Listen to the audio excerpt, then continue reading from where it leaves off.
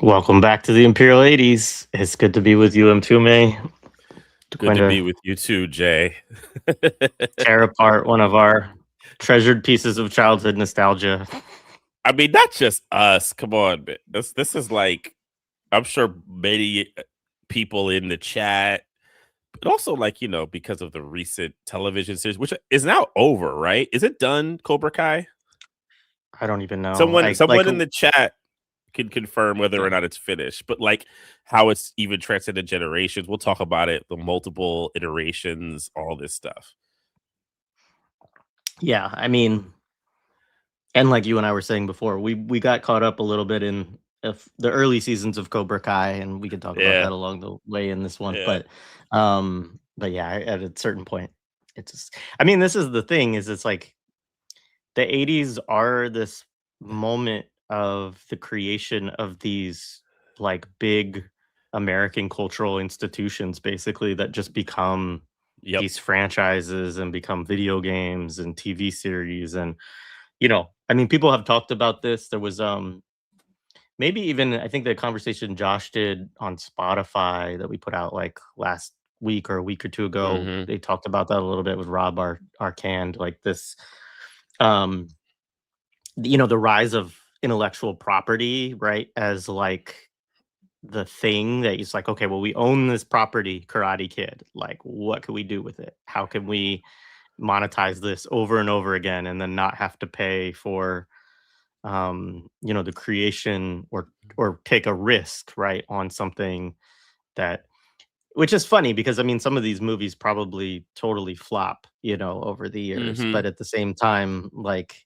at least they're like, well, at least we didn't have to pay somebody to come up with a whole new new idea, right? And Mhm. there's a certain way in which even the flops get incorporated into like then the lore or the canon, right, of the this stuff, Well, especially with the cult Um film, the advent of the cult film, sometimes being a flop ends up being a better story for like the it becoming a kind of, something that people hold on to. It's like evidence of its greatness. yeah. Yeah, well, it's the whole too. I mean, we've talked you and I've talked about this before, but camp within the Yeah. US too of like if it sucks bad enough, then it might be the best thing ever, you know? Right. Right, right. Yeah, that's that part too. And then you get especially when you get, like, nostalgia for the period. I mean, that's one of the things about movies that I think is always interesting because sometimes a movie might not be very well done. It might not be executed well, so forth and so on. It doesn't necessarily apply to like Karate Kid, but some ways is what I'm going to say applies. But it captures a period or a perception of a period, right? And how people express themselves. So it actually ends up becoming a kind of cultural landmark that you kind of still have to, look into, and check in because it's just but it's part of commodity fetishism. Really, is what it is. It's all commodity fetish. Yeah, absolutely. Challenge accepted. I think there's we're about to spend a while critiquing it. I I don't know you know, probably mean man. there's like not that much material within it, but yeah. We'll just do Um we'll just do the hyper powered hands, mm, the magic Eastern hands. one Bop! of the one of the memes that lives forever on social media too, like, yeah, Yeah, of which yeah. there are many in this movie. So I guess, I mean, just to start, like, early memories of this is kind of like what you said about Scarface last week, but yeah, I this movie comes out in '84, like, Mm. obviously I didn't see it, like, right away because I would have been, like, 2 or 3, but, like, um,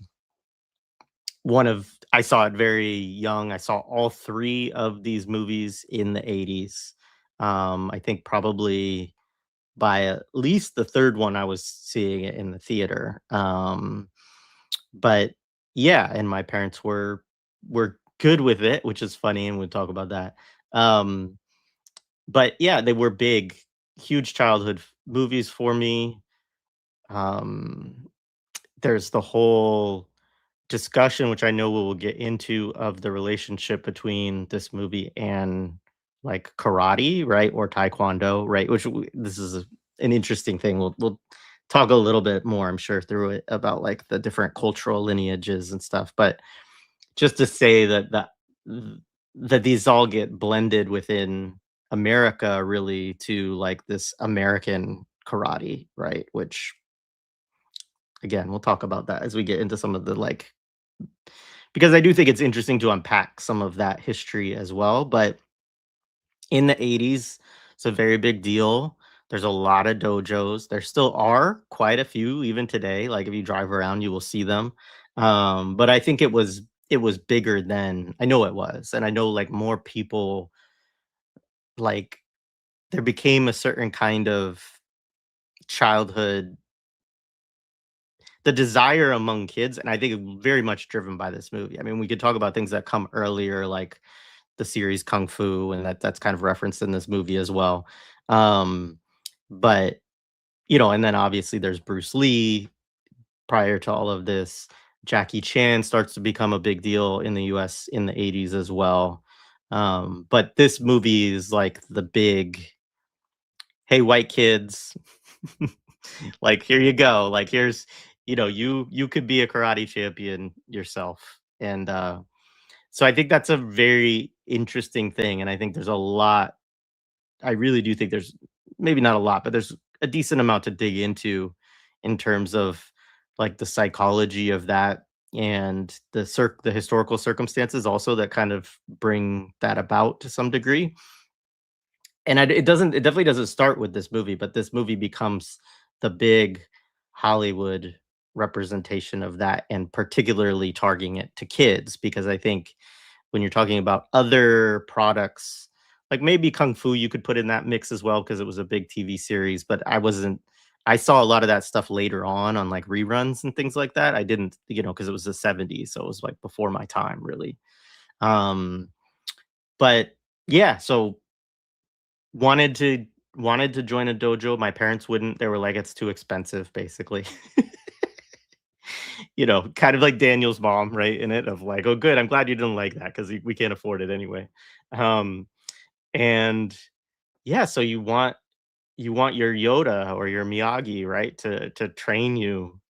You need somebody who would do it in exchange for slave labor, essentially.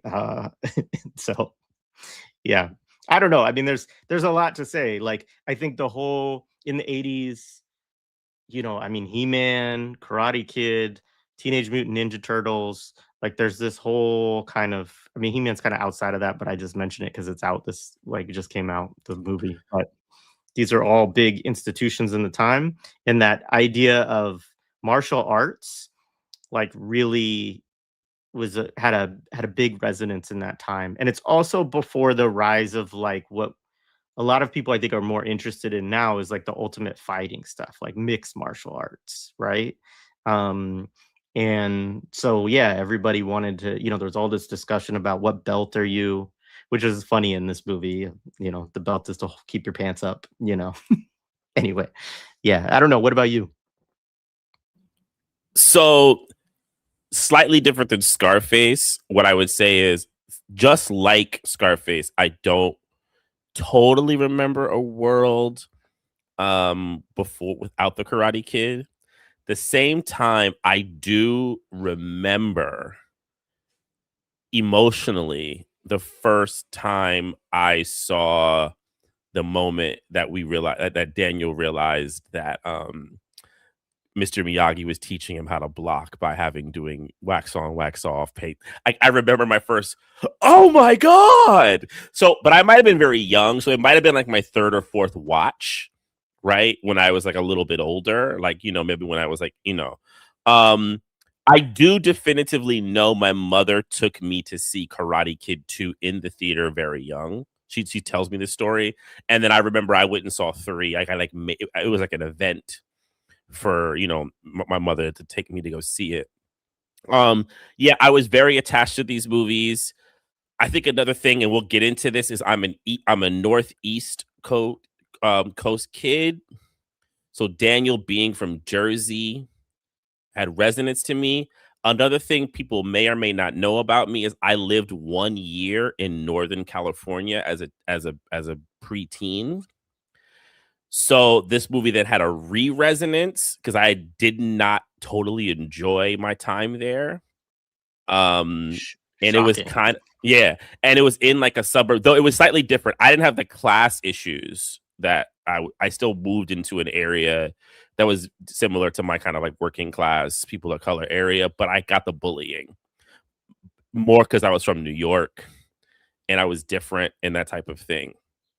So it it there was that, and I think it developed for me, which we'll get into, a kind of negative outlook on California overall. This movie, I was like kind of like fuck California, except for like NWA and stuff like that, or when I got into Ice Cube, but like just like hate LA, and especially ironically, I did live in the Valley when I moved to LA as an adult for a while, but that's a side story. But yeah, like this movie, it followed, I think, all through childhood. I didn't do the sequels. Like the Hilary Swank version, I thought was when I heard about that, I was like, they really milking this. They're gonna bring in, Mr. Miyagi to Hilary Swank. I was like, no, wow, that's hilarious. And then like the Jaden Smith and all that type of stuff, I was like, I don't really care about all that. And then when Cobra Kai came out, I thought it was funny, and I was just like, well, let me watch. And I watched for a few seasons, and like the nostalgia kind of like came back of like the first 3 movies. But I did stop after a while. I kind of felt like I didn't really care much anymore. Now, similar to you, I wanted to take martial arts young, and my mother and my dad. I think it went one ear out the other with my dad. Like he just didn't really care. My mother always promised it, but she just never made it happen. Not to like fault her. It just one of the million things that my parents had to figure out for me. It was one of the things I didn't have. Yeah. As a parent now, I highly relate to that. Yeah. Yeah. Same. I mean, I'm not at that point where my daughter's asking for things, but like I get that. So I kind of just, I don't blame her for that. Though I did take martial arts later. I've been out of practice. I'm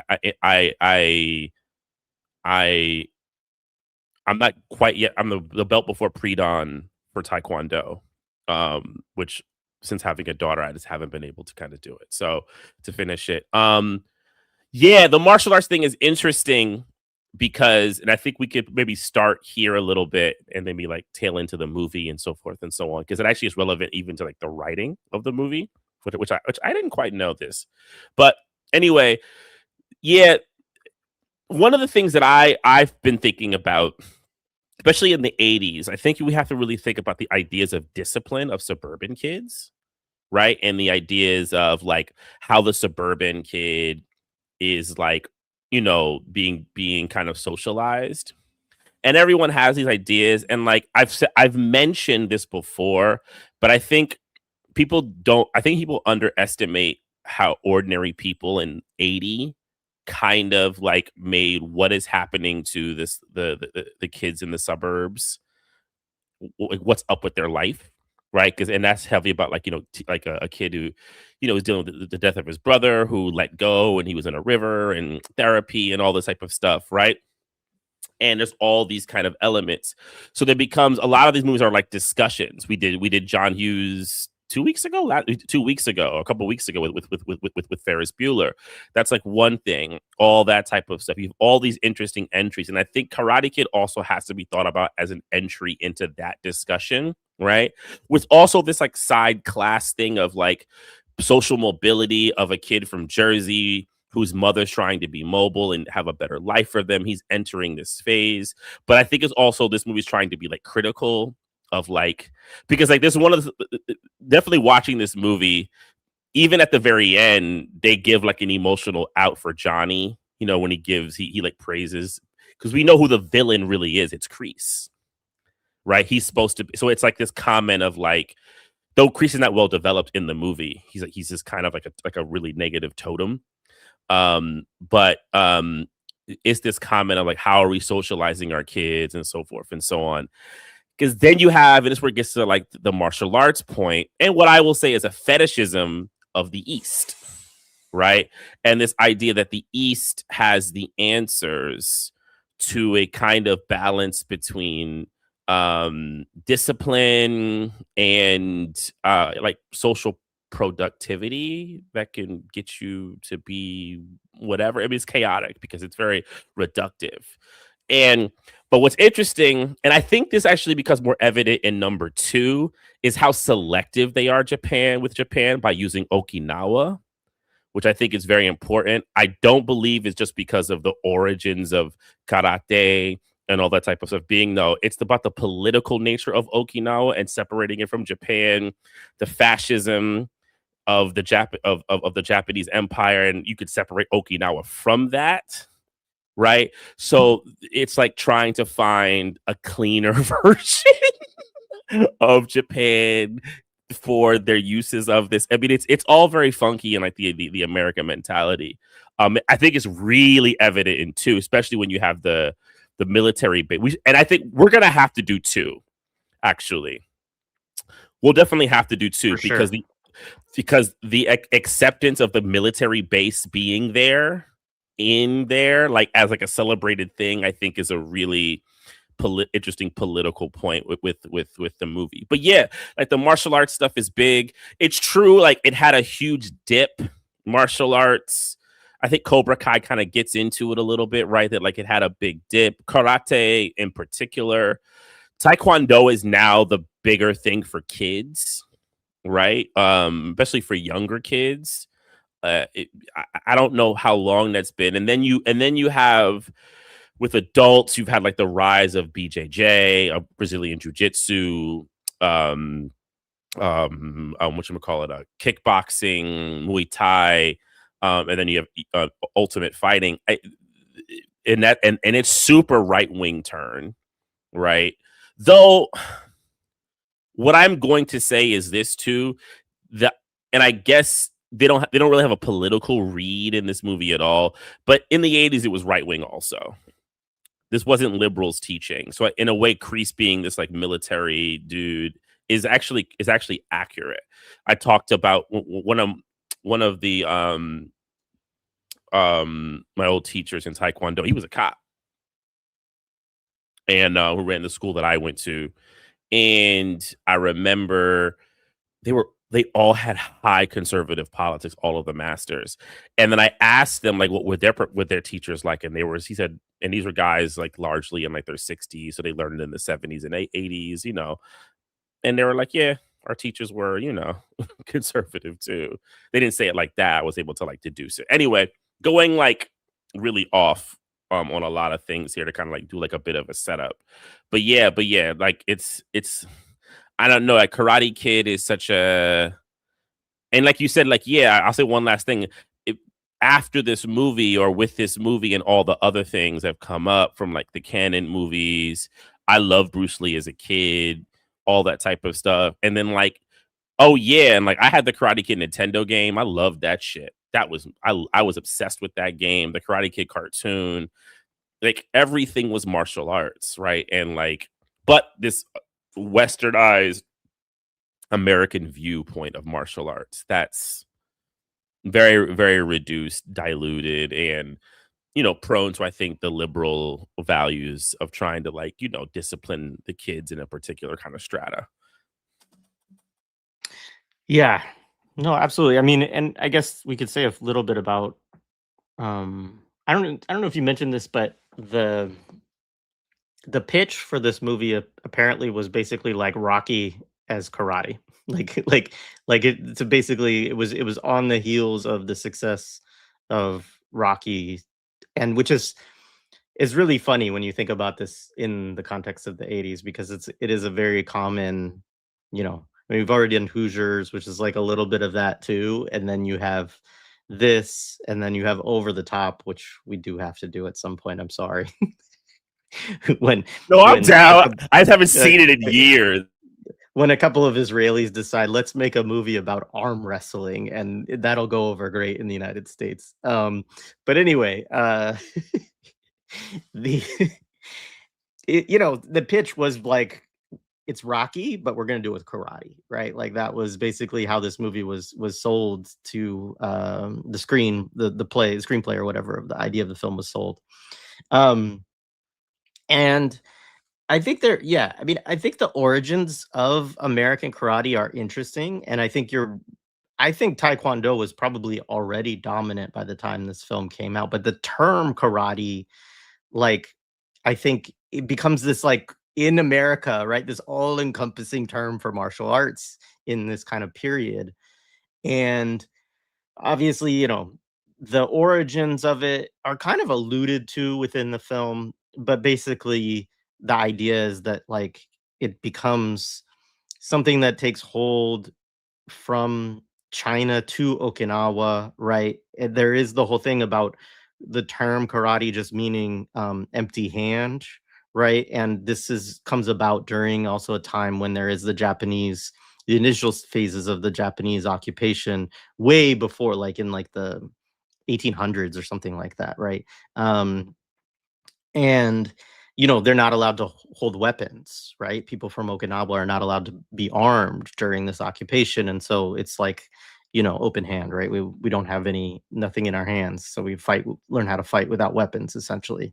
um and I mean, granted, I'm doing like very broad, like Wikipedia-esque strokes here. I'm sure these histories are way more nuanced and interesting than we have time to like delve into, but the point being that there's two moments that really bring karate, like, or really martial arts, let's just say, heavily into the United States. And one is World War II, right? And there is a relationship between the United States and Okinawa, the Battle of Okinawa, so on and so forth. Interestingly, in this movie, which is something we'll talk about when we get into it, Miyagi is not fighting the Japanese, he's fighting the Nazis in Europe. So he's a part of a regiment that has been deployed to fight the Nazis, you know, 10,000 miles away or whatever it would be from where he's from. But there is that whole history. And then, of course, Okinawa, like, which we have to say, 25% of the island is occupied by the US military still to this day. There are 32 US military bases there, which is just a absolutely bananas number.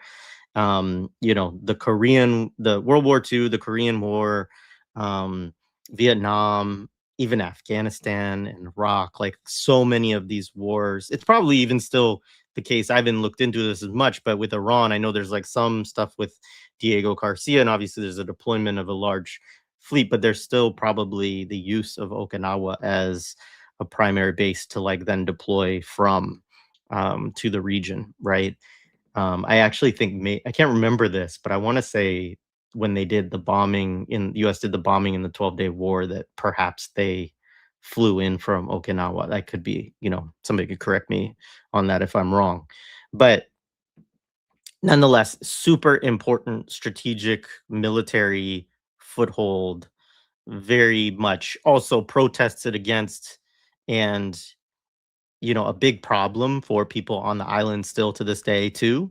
Um, they're not like, "Oh, yay. We're so happy to have all of these, American troops and massive polluting military bases on our land." So there's that so obviously there becomes a relationship between US military on the island and the people of Okinawa. There's some, you know, colonial imperial cultural exchange, right, that goes on, and troops come back to the US. And this is one of the first points post World War II that you get martial arts really like injected back into the US and the dojo. So it's also, I think, correct, like you were saying with Crease, like a lot of these older instructors were military folks and, had that kind of military discipline, which is, I mean, is like to a point of like absurdity within this film actually, but um so then the other big moment is Korea, right? Is the US war against Korea, and that also becomes, I think that's where Taekwondo, right? Because Taekwondo is Korean, if I'm correct, right? And so that becomes the big side of 100%. Yeah. cultural exchange there. And then like after that, like these things kind of blend into what becomes American karate or whatever. Like, and so like when they have this All Valley Karate Championship, you know, it's just this idea of, and one other thing to say is that the US has always been terrible at martial arts. So we like to present, and you would think within this film that like Americans, which I think is part of the big cultural project of this film, that like white Americans can be the best at this type of thing. And there's even, you know, as we see in the film, like in the semifinals, Johnny beats like the one Asian kid who's like way fucking better at karate. Who's just nastier than everybody. He's just nastier than everybody. Even at like 4, I can recognize it. I'm like, he ain't win, but Johnny can beat this dude. Come on. He's doing like triple spinning kicks and everything else. Like, yeah. Like fluid in his movement. Like, one thing they have is like, are you loose? Like Johnny, because Johnny is so tight. He's not loose, right? So it's like he just it's just like, come on, man. Yeah, it's wild. Yeah, thanks for the super chat. Appreciate it, Kevin. A lot. Yeah, definitely a coming of age. Well, yeah, yeah. I mean, it was a coming of age film, but yeah, for all of us, right? But anyway, so there's all that backdrop, right? And of course, like that's not dealt with within this film. There are resonance of it, sort of residues of it within the film, which would be Kreese and Miyagi, right? But like, it's not in two, as some people have pointed out. There are different ways that we could talk about this because exclusively occurs in Okinawa, or at least primarily. Like maybe there's a couple of scenes that are not, but most of it, like the first 10 minutes before they get on the plane. Yeah, yeah. And so yeah, so you get this thing, and I guess to finish, I think the point I didn't finish was that, when you look at international championships around any form of martial arts, like the US doesn't win these things. Like, even despite how many people is in the population and how much, is put into it. It's very, very rare. Yeah, we should. I don't know. Is that the best of the best is the 80s, right? Yep, 89. I mean, that's like that movie acknowledges it, and then what do? Is they have to have the diasporic Korean lead the team of all white, because it's Eric Roberts and then Chris Penn and them. So the diasporic Korean is able to defeat the people who are still in Korea. So it's like, but they acknowledge that like Americans can't do it, so they get this diasporic one does it. So yeah, we actually definitely have to do best of the best. This also for Eric Roberts' hilarious one-liners. But I don't want to get sidetracked. We'll do that when we get to that movie. Yeah, I'm sorry. You have anything else you were going to say? No, just I appreciate it. America just goes around sweeping the leg of the entire rest of the world. Yeah, we'll get to all of that. So to add to your point, so like the screenwriter is this guy named Robert Mark Kamen, and he said at 17, he was attending the World's Fair and he was assaulted by a group of bullies, and he began studying martial arts for self-defense, right? And he said he didn't like his first instructor, who was kind of like a Kreese character, essentially. He says so basically he encountered like a Kreese, and then he met a guy with an Okinawan Gojo Ryu karate, who spoke no English but had studied with Chojin Miyagi, who is, I guess he was a really known Okinawan karate instructor. So like that kind of started it. And then one of the other I think he was a producer, Jerry Weintraub, he said he optioned a news article about a young single mother who earned and the son who earned a black belt, right? To to kind of like help himself with like neighborhood bullies. So they kind of fuse these stories. So it kind of talks about, you know, the prevalence of like martial arts kind of coming into the US around these times, and like as a way to solve like kid problems and things like that. So they were kind of optioning sort of, but Jay is also correct, to sell it. They were like, this is like the new Rocky story, right? And none other than, if you're going to get the new Rocky story, you're going to get John G. Avildsen to direct the movie, the guy who directed Rocky, right? Who was like supercharged to do it. Though Stallone, in his classic way, says because you had John G. Avildsen, you basically stole Rocky and made this movie. So Stallone definitely wants his credit for the Karate Kid and all that type of stuff, right? But the film kind of comes together within that. I do think the coming of age thing is important, that the super chat brought in, because the teen movie, we talked about this, the idea of the teen movie, the young kid learning, right? I think is like a really important thing that we're exploring more teen stars by this point, vehicles of younger people. They wanted to make that, evidenced by Ralph Macchio, who was had a smaller role in The Outsiders, which helped him really get this movie. We talk about that in a second. But The Outsiders is one of those movies that was evidence they were really trying to invest in films about younger people coming of age, dealing with issues and so forth and so on, and like moving out of them.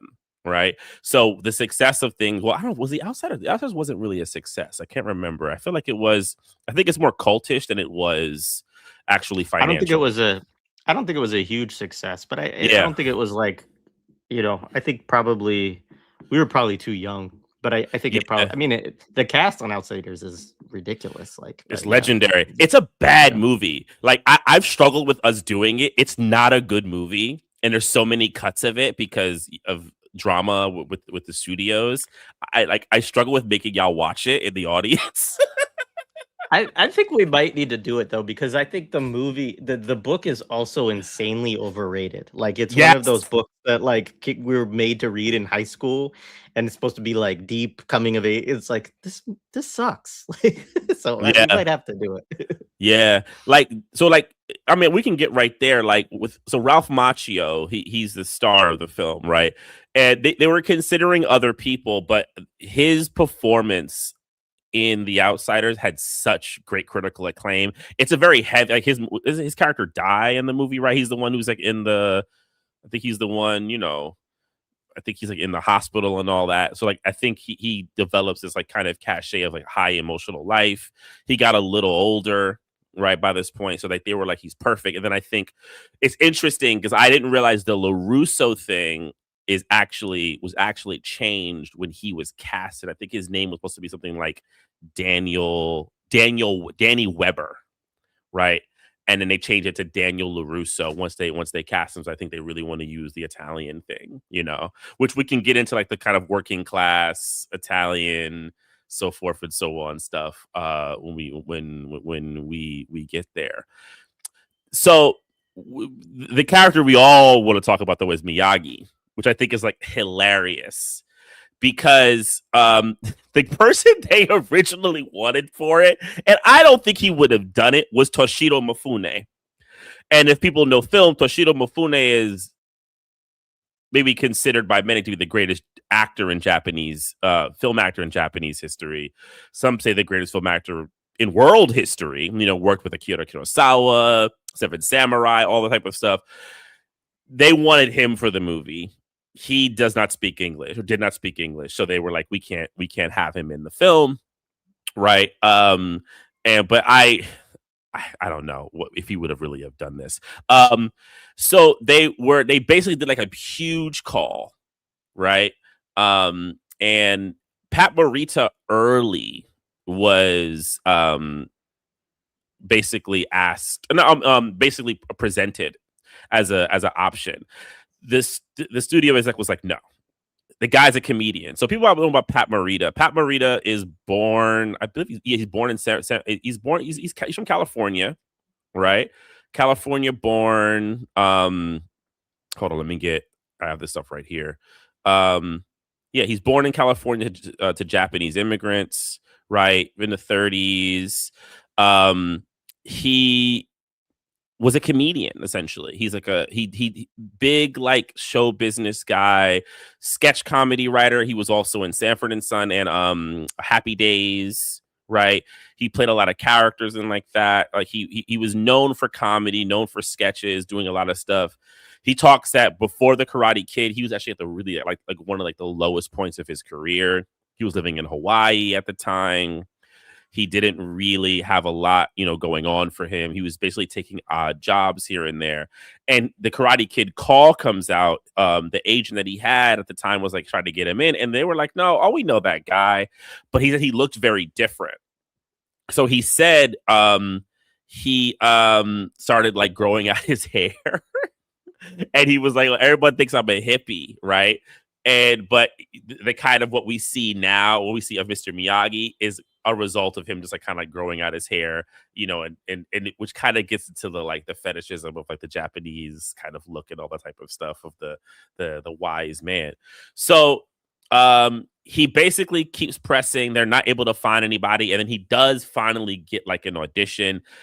Avildsen says that he was really into Pat Morita doing it. They said he had the vibe. And they just had to convince Weintraub to basically make him the guy. And Weintraub eventually like forgot. Huh? Do you want me to play that clip? Yeah, you can play that real quick. And then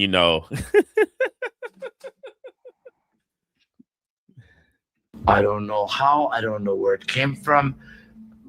Miyagi voice, Miyagi presence, Miyagi spirit emerged. I don't know. So he basically it's funny because he's he's definitely a comedian. If you ever watch interviews with Pat Morita, he's a comedian. He loves doing impersonations. So I think for him, Miyagi, really gets into it. And we can talk about it when we get more into the movie. Hold on. Here we go. It was a siren out there. But a lot of this I think, has to do with the nature of a lot of actors, especially character actors, and what their currencies are, and them just making shit up to get the big role, right? And this becomes, this is the qualitative leap of existence for Pat Morita from before this movie to after this movie is humongous. He gets nominated for Best Supporting Actor for this. Which I did not know until I researched it last night. I said he got nominated for an Academy Award? I mean, the thing about it is, and we could, as demeaning as the voice is, he's good in that way where you realize he's a really good timing actor. He gets all of it. It's just so ridiculous, right? And you have to then watch the movie like it's farce to appreciate what he's doing, right? But yeah, I mean, so he's a part of, so he gets involved in it, and the qualitative change for his life is humongous, right? It's just a huge, big. As far, I mean, other people who were cast, it's the normal kind of developing of younger actors. William Zabka kind of comes through an audition. They wanted Crispin Glover, who was kind of getting up, but I think that something had happened with that, and then they went. The alley role was heavily. These are also, I think, another thing to think about is this movie was super, super, super duper studio pushed. So everybody, Helen Hunt, they were trying to get. Demi Moore almost got the part over Elizabeth Shue, right? These things are big. And I when I was a young actor in the 90s, I know about this stuff. I remember movies that when the script came out and this launched, I was like, this movie that launched said such and such actor. I remember seeing that script. I can't think of the exact thing, but I know about those. And that's kind of how these things were as these launch launch pad. So this is also like a launch pad, kind of movie, and it's seen in that way, and it's given massive like support. Though apparently the budget is like, they also make a lot of jokes about the budget being like not amazing, and it was like kind of like pushed together. Um, but like it's definitely a vehicle, and they really wanted to push it, and they were hoping that it would be as big. And like we said, it became humongous. I mean, the movie was one of the highest grossing movies of '84.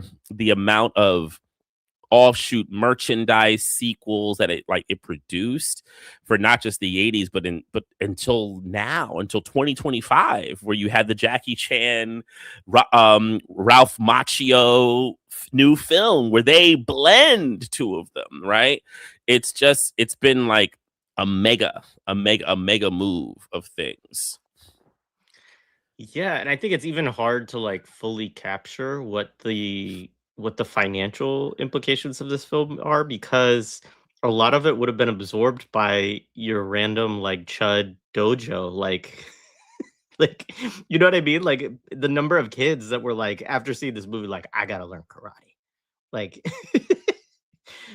so it's very interesting that way, in that like, even with all of the ways that they, you know, did the cartoons and the multiple movies, and they keep being able to bring it back, and the recovery with Cobra Kai and all of this kind of stuff. Yeah. Um, it's one of those movies where I feel like if it had launched now from the beginning, they would have been way smarter about how they were sort of capturing the merchandising and monetization of this in some kind of like more directed fashion than it Yeah, was. Like 100%. Well, because they in were a still certain way, figuring this- out merchandising by that time. Like it was still in like its early stages of it. Yeah. Yeah, so because like there weren't, I don't remember any big Karate Kid toys. I'm not saying there might have been something, but like it wasn't something like in the realm of, He-Man, G.I. Joe, Transformers, like even the Rocky, well, not Rocky, but even like the Rambo stuff. Like there were other Mm-hmm. film products in the 80s, but you're right, like it was 84 is very early on that curve. And I mean, even with Star Wars, as we've talked about, it wasn't like the first movie necessarily so much as the subsequent ones, where they were able to like have these big, Yeah. all these action figures and toys and stuff like that. So, Yeah. uh, Yeah. but anyway, Well, so I yeah, think we can start digging into the movie, and then that'll like, we can then talk about like, oh, I mean, the other thing, sorry, before we do that, and it can start with the movie with it, is Bill Conti is the other person that they bring with them from Rocky to this. Bill Conti is the iconic film composer who does the iconic, dun, dun, dun, dun, dun, dun, from Rocky theme song that we all know. And he does the score of this film, right? Which you then add with some of the other like pop music, I think, also creates like a kind of like another like 80s iconic like musical landscape with the movie. We'll get to like You're the Best and all that type of stuff, which is just like, these are like cultural freaking landmarks of songs, that's such a terrible fucking song, and It's somehow it still manages to like my kid, like my youngest was watching, and he starts like singing it all, afterwards or whatever. But I'm like, the whole dropping of an octave, right, when he comes to a round, and like the whole, like, it's like, what are we doing? Around! It's so bad, but I ain't gonna lie. Like, it has an energy. It's because you can't help but associate it with the scene, right? Especially the dude that he beats up in the scene, the most annoying body bag, and he gets punched. He's like, "Oh my god!" Right? And those things like get like planted in your head. Anyway, we're jumping ahead, but Bill Conti. And I mean, and that's relevant to even like the beginning of the film, because like the one thing that I kind of forgot with like the opening of the movie is that you actually get a whole kind of extreme wide shot road trip at the beginning. I always forget this. Like the movie starts with like this extreme wide shot road trip where you see Jersey. It's like Newark, New Jersey, which for me, like when I was a kid, you know, when I saw it, I was like, oh, I know this, right? Like I knew this immediately, this kind of like thing. And it's interesting. And I also always wonder about this for myself, that even though Daniel is white, but Italian, which I think is very important to the dynamics of this movie, but white, that he comes from Newark, that I had like a kind of affection to him that added to where they're already trying to kind of like do this like ethnic difference that they kind of enact. So I like my positive emotions towards him come from that, because you know Newark is black. You know, Newark is black, and it's like, you know, it's what it is, what it is. So, but yeah, you get these extreme wide shots, and the mother, right? His mother, Lucille, right? And her voice really dominating, pushing it.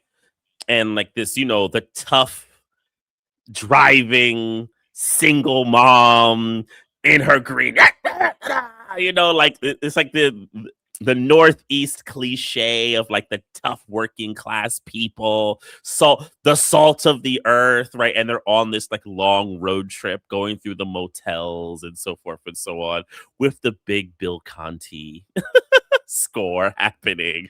And I was like, oh, I always forget that oh wow, yeah, this exists. Yeah. Yeah, it's funny. It's one of the scenes that I think about because I've done that trip 3, 4 times. Like I've like I did it once when I moved to California. I did it actually, which is hilarious. yeah. I mean, I moved from Oregon to Maine. I moved from uh, Philly back to Oregon, and then Oregon to DC. So like I've whenever we moved, we drove. We drove across the country, and so that part is interesting. And I also will say, as a parent too, if you cannot do it, like, don't do that to your kids, because I actually do think, like, I didn't experience moving a lot growing up. I know you moved some growing up, um but I did move a lot as a parent when my oldest was young, and it fucked him up. You know what I mean? Like, I mean, not like, hopefully, but it did have like definitely a negative impact on his life in a number of different ways. And so we've not done that with our youngest, but I do think that aspect of the movie actually is probably one of the few things. I think a lot of the stuff within this movie is very like kind of exaggerated and dramatized and a trope, but I do think the like dislocation of a kid from like their friends and their community is really quite traumatic in a lot of ways, and difficult to like quickly recover from. um and So yeah, I mean, but there's the funny things, of course, them pushing the car, right? Like coming out of the little motel they're staying with by the Grand Canyon, right? And they have to push it to start it up, sliding it into second, and you always remember, like, I remember people doing that. And it's so funny too, because nobody drives stick anymore. But when we were growing up, I mean, almost all of our cars were stick. And I mean, My so dad had a it's stick shift since like the early 90s. yeah. Yeah, we always had stick. And so that was the thing. Like, sometimes if your car was messed up in a certain way, like, do it in a second and popping it and all that shit. But why did I go? Anyway, yeah, you get that opening scene. I do think they're probably fleeing the mob. Like, that's my belief on the backstory, right? Is that mom got, she owes money to Tony Soprano or something, and she's just like, I'm out of there. Well, I mean, the film doesn't do this. Also, is that we have to say he's the absent of a father, which is like such a trope that gets developed. The absent dad, and you need the dad to kind of fill in, which is what Miyagi becomes. So he becomes a teacher. He becomes the surrogate father, right? But they do to try to have, it's like, but then like there's a kind of a even though mom is tough, she can't teach him how to be a man. They definitely do that. The movie definitely implies that, which is a very like conservative trope about like learning how to, exist. Because you see that, when he starts getting beat up, she has no answers for him, but Miyagi does, right? So it does become a thing about men, right? But so he has two options of men, which I think Cobra Kai like overdoes. Is the two options of men are Kreese and Miyagi, right? But it goes into this, like a man always needs a man, so it's very gendered in that kind of way. but I was gonna say that deculturation, though. I agree with you on the fact that if Pops got whacked, he was with Hoffa. He was with Hoffa, and he got thrown off the Hudson at Newark. Oh man, The anti-Italian propaganda is strong in this. Yeah, I know, it's so bad. But yeah, I mean, and then like coming into then like California, another thing I think they might have drawn from is there also was a thing about cities losing opportunity. I do think the austerity thing is in it. The idea that New York and its like places around it had reached such a point that working class people couldn't make a living anymore. I also know this personally from my family, because a lot of my family is from New York, but they all had to move out. And then even when I went to California for a year, is because my dad got a job that was of a much higher caliber. This was granted, this was in the early 90s.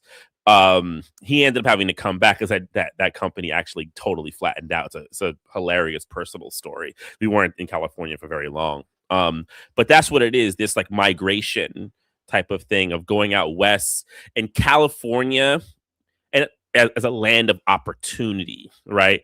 And the new land of opportunity, which is also really convenient for Hollywood to promote as well. I think Samantha would have resonance with this idea of promoting California as the place of opportunity. The East Coast is dead. Where we have the opportunities is there, and sold to us in the 80s of California being the land of opportunity, even though there's like, white crazy biker gangs, right? You can like transcend it, because if you find your Japanese Yoda. Yeah, I mean that's a long American project though too. Like that's the settler colonial myth, right? Like it's like and go west, young man. Like there's so much built into that idea of seeing California. I mean, I agree with you in the 80s. Certainly there was the big thing of New York was also like bankrupt as a city and all of this kind of stuff at the time, whereas Los Angeles was seen as the smog filled, which I love that, when he arrives, right? They pull up staying at this little like, the South Seas, these little apartments that look like a motel, right? And comes in the pool that his mom's been, just kept telling him about, right? Is like full of this nasty green water and it's almost empty. And LA still has places like that. I'm gonna keep it a buck with you. LA still has places like that. Yeah. Which is great, like immediately kind of that's one of the things I like about the movie is that even though mom is kind of always trying to play up that she has more opportunity, like she comes out to do computers or whatever, isn't that what she says basically, like some kind of computer related thing, and she ends up being a waitress essentially, and then she's like, oh, I'm going to get in a management program. It's like, oh great, management program at like a restaurant, like that's like, so there is a funny way that the film does kind of, even though mom is very bubbly about it, like Daniel really deals with the reality of like we're poor in around all these kids from Encino in the hills that got all this money, and it's not all great out here, mom, like I'm sorry, so anyway, but the smog, he brings up the smog, which I do think is just an important thing to say, is that like that was so bad in the 80s. Smog was such a big, I mean, it's probably coming back now that they've like gutted all the environmental regulations or whatever, but I think also it's because we hadn't gone through such extensive deindustrialization as a society yet. So the amount of industrial waste that was just in the air, like LA's air was horrible in the 80s. It was just awful. I mean, you see it like there's like shots in movies where they always like when we get to like To Live and Die in LA. I remember he was talked about William Friedkin talked about, and Robbie Mueller, the DP, talked about they wanted to play that up because they wanted LA to look like an industrial wasteland because of the smog and all the type of stuff, which makes like the visual of the movie like really interesting. So yeah, like they move into these apartments, right, which is very LA. Like I said, they still exist there. Like I lived in the Valley when I last lived in LA in like the early 2010s. I lived in Studio City, so I was actually near Encino and Reseda. They weren't that far from where I was living, and like I lived in an apartment building, the 2 apartments down, that looks just like where the LaRussos end up getting there. And then he gets in and he befriends like the kid, who I guess and they definitely do like the typical kind of racial coding. I guess he's supposed to be like a Mexican young man, Latino, young man, to kind of like they begin coding those types of things. Daniel being Italian, coming in, he's moving into this neighborhood, it'll be there, right? You get the older white lady who has like the family from Jersey, that type of stuff. So like they're definitely like using the kind of class ethnicity coding, right? And then of course there's the Japanese, and your handyman is Japanese, right? So you have the kind of cross mix of things, right? And it's I do find this stuff very interesting in how Hollywood thinks about ethnicity, race, and it's all very like it's like the thing about tropes, right? Tropes have reality, but you don't tease it out in any kind of significant way, right? So it's there. Of course, these things are real, right? But there's no significant really teasing it out. And then what happens when you end up making like a totality of a work, you get nothing but cliches, racial stereotypes, self-serving narratives, particularly when we get to how much they pine over blonde Elizabeth Shue in the movie, which I find to be the most like pernicious, I think, kind of thing in the film, personally. But yeah.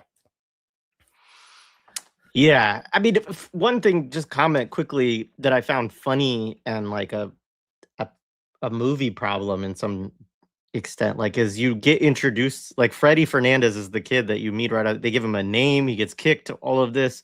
He never shows up for the rest of the movie. And it's like this kid is like poised to be Daniel's friend and buddy and all of that. And like he ends up being in the crowd at the tournament, but it's not a featured shot. He's just there, and you don't know why he's there. Because Daniel says, I don't have a cheering section. So you don't know if he's there to cheer him.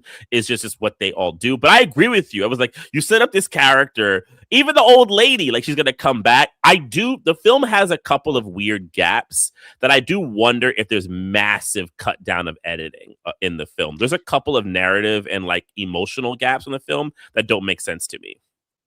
For sure. And this is I haven't watched all this stuff, but I know there are deleted scenes, and we should have gone to look at them, but I bet there's definitely continuity issues where you would think that there's stuff that's missing. And I'll just say the old lady, by the way, is Frances Bay, who is a great character actor. She's from Happy Gilmore and all that stuff. Like, shout out to Frances Bay.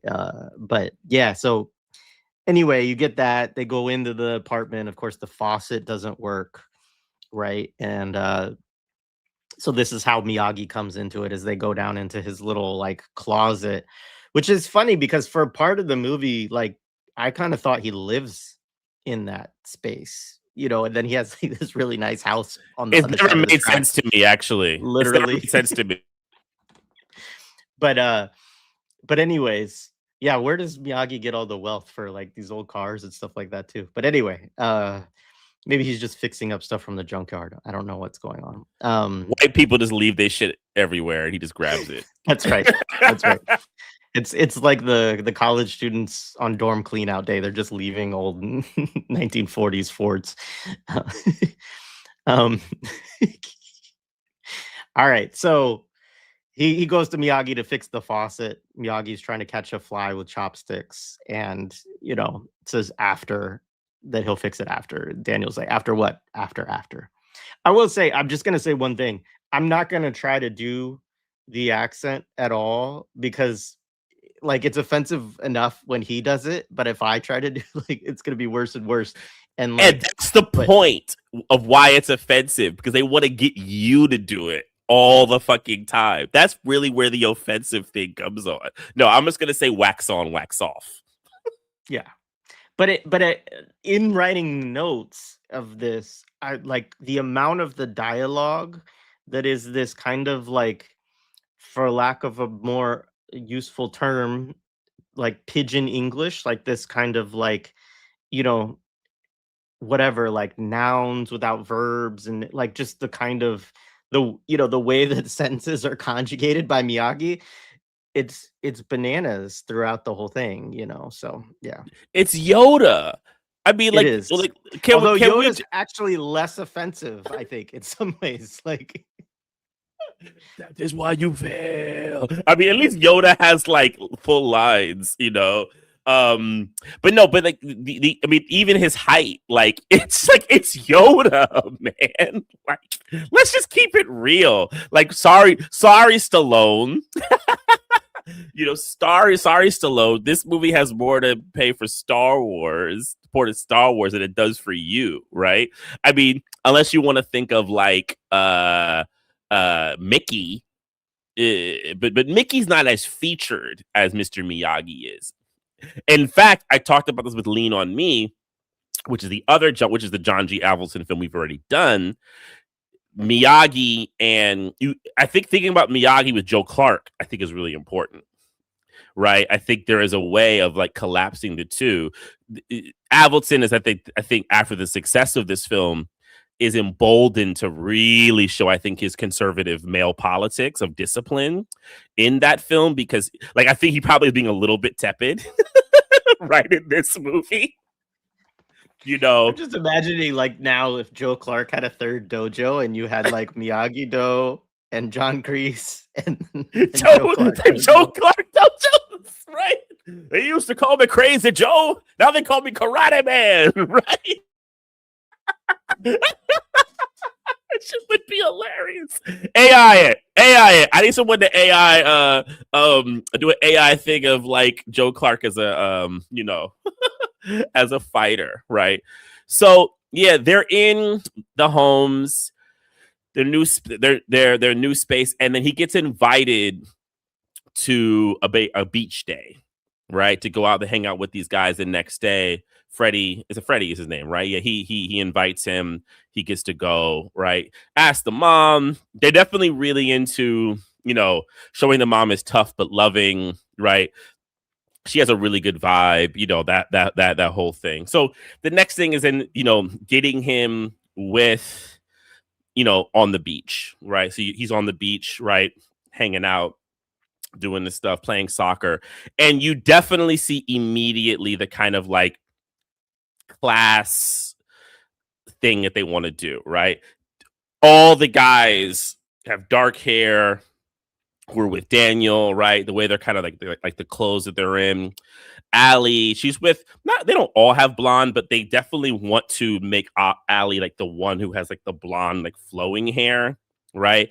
But they even make the comment that they're from the hills, right?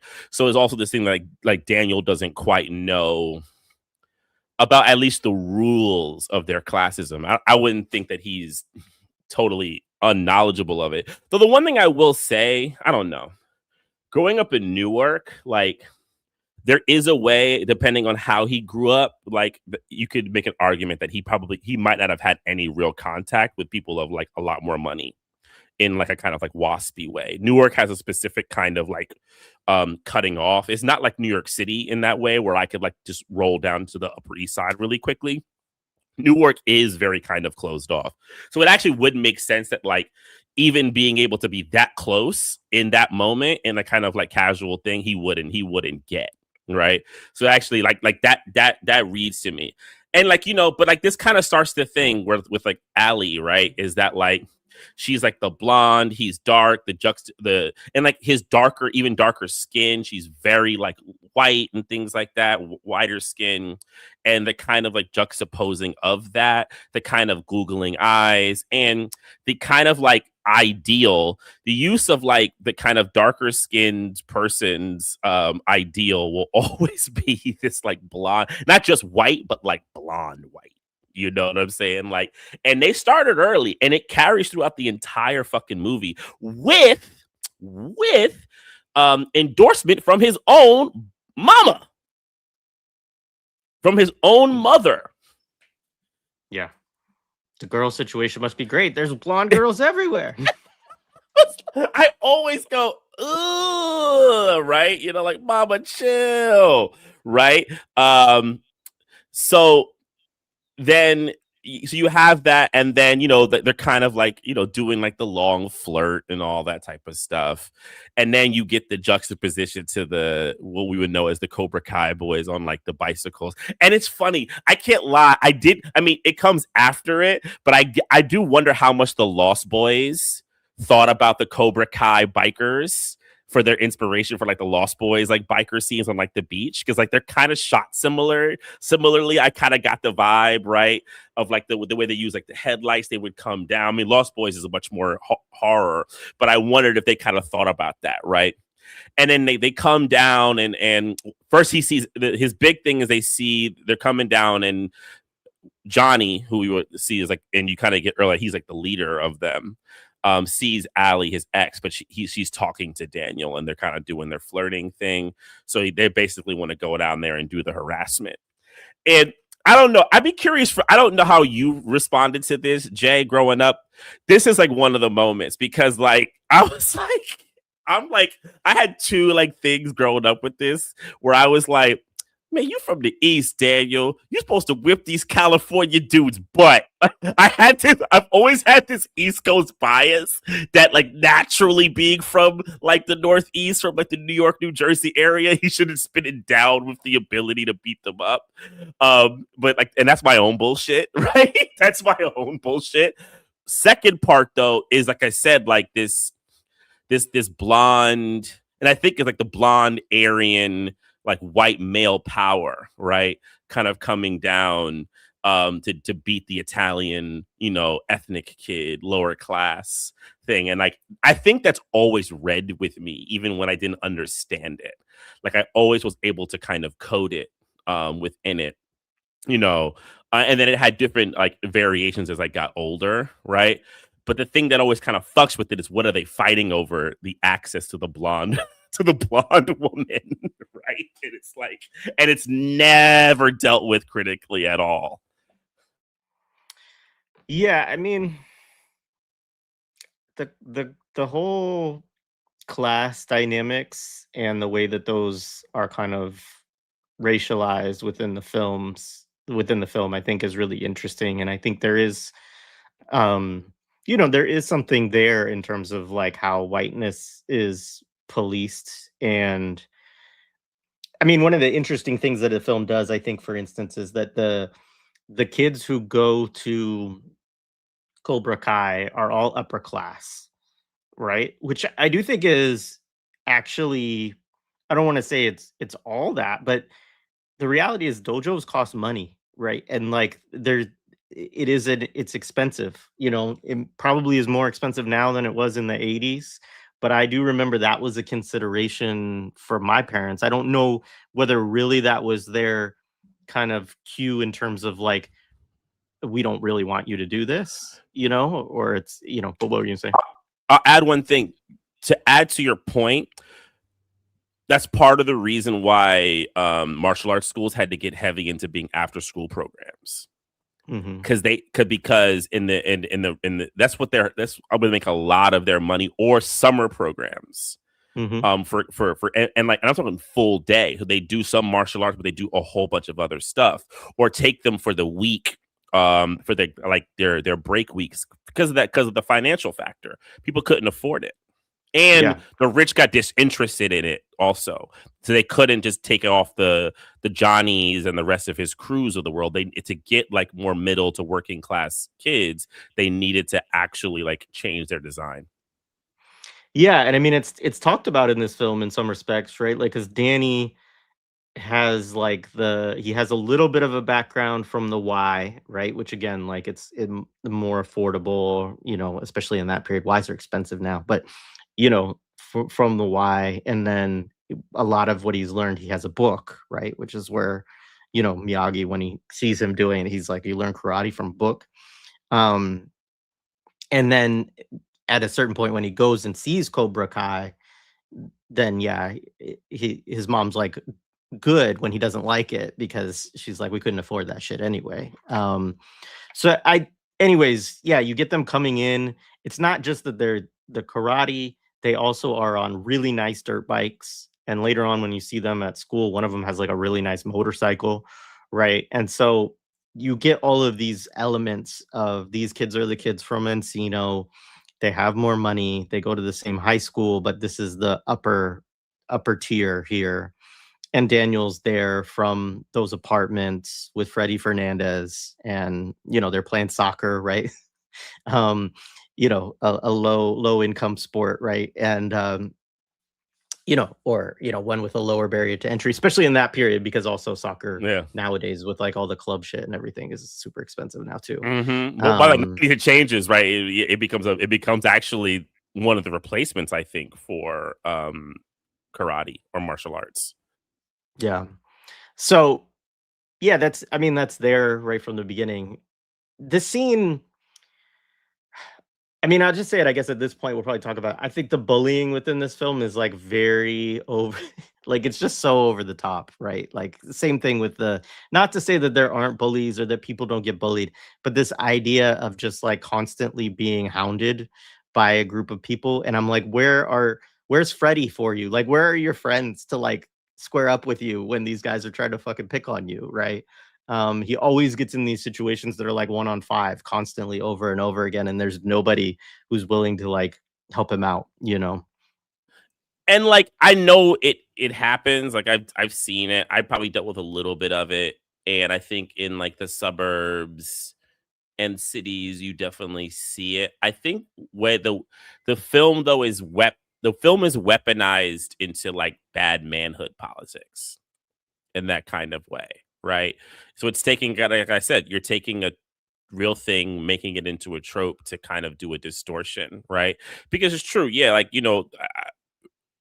I've the whole suburban, you roll up into the new area, you're definitely a working class, ethnic, quote unquote, and the woman who is of the upper class has eyes for that. That part to me, I think, is actually the most cliche though, and the most like nasty. Very 80s too, like all of these 80s movies with the slumming narrative of and they really do it with Allie, and it's really fucking whack actually, because then it gets into this thing where Allie's the elevated rich person, and I've always fucking hated that because she's like it's just whack, right? It doesn't really get into class, in a real way. And so like you get the thing, he breaks the radio, and then you get the fight, right, where Johnny like basically like embarrasses him, right? Like because I think there's also that expectation of like the new kid when you move into a town, and I had this that like everyone's waiting for you to show something. Oh, you the new motherfucker, and you from the East Coast, show some shit, and then you don't show them anything except get your ass whipped and thrown into some sand, and it's like, and they even in a comment like, oh, you brought this dude around, he just gets beat up. Oh, Courtney King, our expectations of New Jersey have just been dropped, right? So that he's in there, and like I get it, like it's a thing, right? I there is those like perceptions, and they utilize it well in that kind of way, right? And but go ahead. It's just the part where Johnny fucks him up is hilarious. Like first of all, just doing karate, like just there's a certain thing. It's just like, what are we doing? Like, I mean, Deculturation said it in the chat that like boxing is more the working man's sport, especially in the 80s, right? And karate was definitely more bougie. And I think that that's true. But like, you know, I mean, I had friends who did take karate and were good at it and stuff like that. But largely they did not fight, right? Like that's a lot of that is that part which Miyagi, and I don't know how much the movie does this, but I think it's pretty much kind of core to being taught it, is that they're, you know, people who learn karate are generally taught it as a self-discipline thing and a self-defense thing, right? But the people who instigate fights, and most of the fights that I was either a part of or saw, right, it was not people doing like, you're gonna do flip kicks and shit, like, you know. And so yeah, Johnny just doing all this stuff, and then Daniel laying there in the sand, like his back is broken, essentially, right? With like, as they're all like skidding by in their dirt bikes, kicking sand all over him. And like Ali comes up to him and he's just like, no, it's fine. Well, yeah, I will say, look, as someone who's done taekwondo for a long time, those moves on someone without pads, Daniel would have been a lot more hurt. He would have had like rib issues. Like he'd have been a lot more hurt. And like, yeah, and like the thing with bullying, and I think, well, I'll say two things. There's like the real thing, and there's like the movie magic thing, right? The real thing is the thing with bullying, and I've seen my fair share of it. You know, growing up, I saw a lot of kids get jumped, and there's a way that like they do like the kind of like public embarrassment display is like a real big thing, and I've seen it, right, growing up. And like I'm even having flashbacks to it, and it's like not like a pleasant thing to remember. But on the flip side, like this like controlled thing of like it almost looks like what would happen inside the dojo ring it's movie magic shit. And I think they're using it because they wanted to create like an iconic look of the like bully suburban kid, right? And what I think what's weird about it is that it then becomes it becomes an ideal that people tried to chase. There wasn't the Cobra Kai thing before that. That was actually largely it's a makeup of the movie, right? So if you see it, it's more about what this movie, like for instance, and we haven't gotten there yet, but we'll talk about it. Their skull outfits, right? When they at the Halloween thing, that becomes like for decades a really popular like Halloween costume, right? It's inspired from that, right?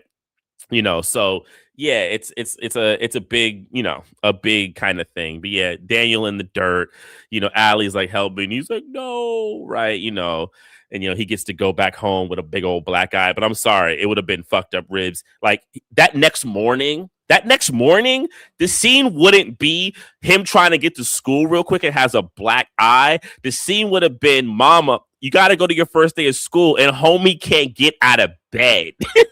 Like, well, that's the thing. Like, how does he get home if he can't get out of the sand? Like,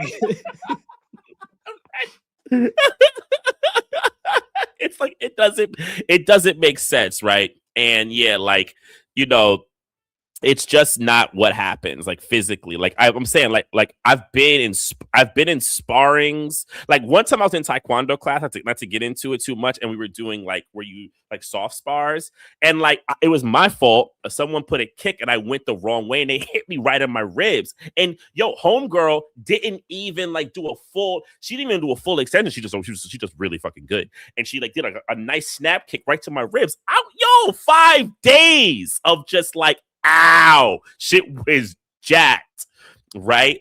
It's just, you know, even when you have pads on, that shit hurts. Like, it's just, so like the fighting in this shit is like, it's definitely turned up in an unrealistic way. I have to just say it, but it's movie magic, you know? Yeah. Yeah, there's a lot of people in the chat co-signing all this too. Yeah. So the next morning, you get the cruel summer, right? He's going to school.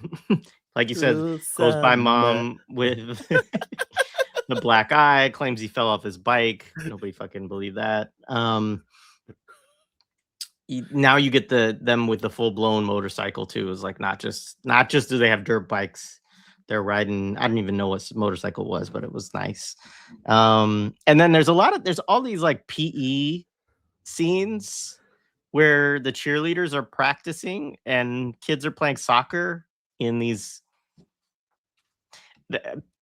First of all, gym outfits, that was definitely a thing, but I like the cutoff sweat. I don't know what that was about. Yeah, so I don't know. Yeah. Danny gets Isn't picked it- on again here. He gets pushed when they're playing soccer, and then that's the funniest part is he hits the kid in the face, and the guy's just like, "Okay, go over there." Like, or he's like, "Get out of here," and I'm thinking like, I know it was a dirty move, but like you just got tripped in soccer. I mean, it's a yellow card or whatever, right? And he punches him in the face, and the PE teacher's just like, "Get out of here." Yeah, I mean, I do think it's like, I mean, like the bullying. It just, I mean, I do wonder where do you in the entry point of bullying as a theme in movies? Is this like the one of the first like big American movies to really do it at a high level, right? The kind of the theme of the bully, so forth and so on, and kind of going forward, because like this is where it kind of gets into. It's like the whole thing is about how do you solve bullying, right? So they need to do it. Daniel has an aggression. They want to also paint that like, he has a slight ability, but it's unrefined, right? It's all the tropes of martial arts movies. He doesn't quite know how to use his abilities that he kind of knows. You still want to have it. He has the energy. This school sucks, right? And he has like the defiant energy, right? And so forth and so on, and he can like make it happen, but he needs to kind of like learn, right? And yeah, and it's funny because like there was another thing like watching those movies, I can't lie, as like an East Coast kid, I was like, is that how California schools are? They just be having like big open fields and people are doing shit like that. I said, or that how rich, or like I don't know, people from those from like the West and all that type of. Well, you're from the West, like tell me, is that how schools are? No. I mean, we did have PE outside sometimes, like, and we did, especially when I was in high school, we did have a big field and stuff like that. But like I was the most baffling thing to me was the cheerleaders doing cheer practice in the middle of PE. I was like, what is happening? Like, what is like, anyway. But yeah, so it's just kind of like this free for all. I don't know. Maybe some folks who were in California and PE in the 80s could tell me that I'm wrong about this, but yeah. So I mean, you get that scene. I want to say one thing in the chat. Yeah, go ahead. I want to say one thing in the chat about getting jumped, dude. Also, I also disagree. I've seen people get jumped and out for 2 weeks, and I grew up in New York fucking city, man. I'm gonna say straight up, people getting like kicked. I saw a dude get kicked literally in the face. He didn't come to school for 2 weeks, dog. Because the other thing about that is also the fear of that, and people don't go back a lot of the time, and they end up leaving school. So I think that idea that people just toughen up and do it, I'm gonna challenge that from my experience that I've seen, and also having worked in schools, I've seen it. Yeah, no, I did working in schools too, for sure, and kids just leaving and going to different schools sometimes, right? Hey, so what's next? He's in the school. He meets with Allie. Yeah, I mean, they have their little exchange, and she can now juggle a soccer ball magically, and she goes over to join then they get tripped. He gets tripped as the Cobra Kai kids. He punches one of them in the face, which he gets a pretty good lick in there. Then you go then to he's back home. He's practicing karate now because he knows he has to deal with these guys. Miyagi walks in, makes the comment that he's learning from the book. And he's like, yeah, I took a few classes from the Y in Jersey. Goes from there to there's another scene with Allie, like it jumps back and forth where Allie tells him that Johnny is her ex. This is like in the lunchroom, I think, and he's like, well, by how much? And she says weeks, and he goes, weeks? Was that like 1 week, 6 weeks? Whatever. Right. Cuts right. away. And then I you get also- your introduction to Cobra Kai. Yeah, go ahead. Yeah. Before that, so one of the things that I also find funny is the Italian is like quick-witted. And there's like always that thing about like lower class ethnic and like the quick wit, and like they can have like they're really funny. And it's a classism thing that I don't really love. You know what I'm saying? Like where like what's charming about lower class people is like their spunk and the kind of like interests that like the upper class people have and like the spunk. It's such a movie. It's such like an American movie trope. And they totally write Daniel from that perspective, right? He has like the quick wit jokes and all that type of stuff. Like he's not stuffy like the upper class people. So it kind of feeds into also how upper class people like look at themselves, or how like lower class people look at the upper class. So it's like it's not very like really well refined. Yeah, and there's the whole thing about she's obviously, Johnny's a dick, and she references that throughout, right? And so there is this like what kind of develops slowly. There's not a lot of backstory or narrative on a lot of this, which is why I actually really enjoyed the first season or two of Cobra Kai, because they actually then are able to implant all this backstory stuff that you don't know, because they didn't really tell you anything about who Johnny was or who Ali was, other than like a few different, little clips. But basically, Ali, her belief is that because she's mistreated by people of her own class, that somehow this lower class person has like some innate like goodness and and will treat her better, basically, right? And that's like, this is part of the BS of it all. Yeah. I mean, it's Titanic, right? It's the same shit. Kate Winslet's character, you find the upper class person finds like their best part of them through the lower class slumming. right. Granted, in Titanic it's worse because she finds the best part of herself and then plucks his hands off the raft and lets him go die. That fucked up movie. Yeah, that's the worst movie. I hate that movie so much. Yeah. All right. So you get into Cobra Kai, and this is a scene, like, I think it starts with Daniel like meeting his mom or whatever, but he goes into the dojo to check it out because he sees it. This whole scene is so wild. So, fear does not exist in this dojo, does it? No, sensei.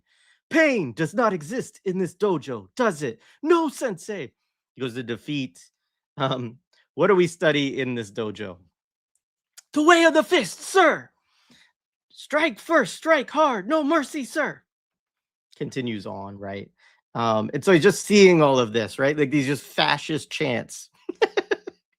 And then he says, Mr. Lawrence, why don't you run the session or whatever? And then that's the first time that Daniel's listening to all this, kind of like, well, what's going on in here? But then he sees Johnny Lawrence go to the front of the class, and then he sees him up there, and he's like, oh no, like this is Johnny's spot. This is where these guys are at, right? And he just leaves right out and goes back to his mom. But yeah. I will say too, one of the things I do enjoy throughout the development, like when you get back to 3, right, is the return when you get who's the other guy? The other sensei? Silver, right. The best in the whole series because he's so overtly racist. It's hilarious. It's so bad. Yeah. So, anyways, I mean, this is your introduction to Kreese, right? And he sees that all the kids basically that have been bullying him like go to this dojo, basically. And you see the Vietnam picture, right? He's like a Vietnam vet. He has the gun, all that type of stuff. His and all that. And yeah, it's like I always feel like the upper class are like so paranoid about their kids. I do think this movie has to do with like upper class paranoia about like, who are our kids going to, and they don't want to the creases are the problem, or like manufacturing, the overzealous football coach, the overzealous baseball. And I'm not saying that people do not exist, but it's the way they kind of think about the problems of their society. It's never about the totality, right? The way they kind of like develop it, it becomes like these like singular like negative things, right? Like generally it's a good society. There is just these like really really bad like apples within it, and Kreese is definitely the villain of it, and you really see it, which they kind of I think over the films try to kind of and they do I think a similar version of it in 2 when they go back, and was Sato is like the friend, and his bad teaching and all that type of stuff, right? So the idea of like good teaching and bad teaching, right? This very liberal kind of binary of that of how we like look at that type of stuff. It's also Star Wars logic, right? Right? It's Star Wars logic. It's the light side and the dark side. And like and I think you get evidence of how by that point in the 80s, that kind of dichotomy of thinking becomes predominant in movies, right? Like it becomes an easy script writing technique. Just have light and dark, right? And light has to be somewhat connected to an old monkish, older pre-capital and prehistory tradition. Right? Like martial arts, Well, and I think that's like get to it more with Miyagi, but I do think that the whole noble savage idea is so big here, and this idea of this, it's like this weird colonial logic that's built into imperialism and so on, right? This idea that like we have things to learn from these prehistoric societies, but it's all, yeah, we'll get to it. We'll get into some of the ways I think it's nefarious as we talk about Miyagi with it, but it's really fucked up, obviously. Yeah. Yeah. So the other thing is, we talked about it a little before, when he goes back to his mom, she asks him, he doesn't want to go to the school, but he doesn't tell her. The kids also see him, right? And they see the Cobra Kai, they see him, a nice like little limited space shot, as we call it, where you get you get the foreground and just the background, and it's able to juxtapose. So they're plotting to do something to Daniel, which later happens. And then they get the conversation about Allie, right? And that becomes the other thing where you get the mom's endorsement, right? Like, this is a better place. There's blondes everywhere, which is like a thing that's really sold in the 80s, right? Like one of the selling points when we do Beverly Hills Cop, we'll talk about this, right? Is there's palm trees and blonde trees everywhere, right? You could just go there, and that's like the idyllic, right? And like the mom co-signs it, right? And he calls her like perfect. I think she's beautiful, all the type of stuff, and what they attach it to, and like attach like the providence of this part of the providence of this like new move from the east is like to the west is like these new possibilities, and one of the embodiment is like high class, higher class, social class young woman who is blonde and all that type of stuff. So and the mom co-signs it as she talks about becoming like a manager. So then Daniel, like, I guess he has dinner there. He like is, and you get the scene where they like run him off the road, right? Where he's like, he's on his bike, and like that shot, they really get like the light coming out of it. I was like, where the fuck is that? Like, it just looks weird. It's like weirdly shot. It's like so overly dramatically lit, right?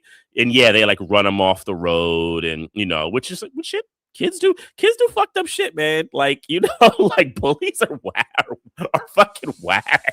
Like, they just do wild shit, and they run him off the road, and and then he has to go back home, and like the scene where he slams the bike.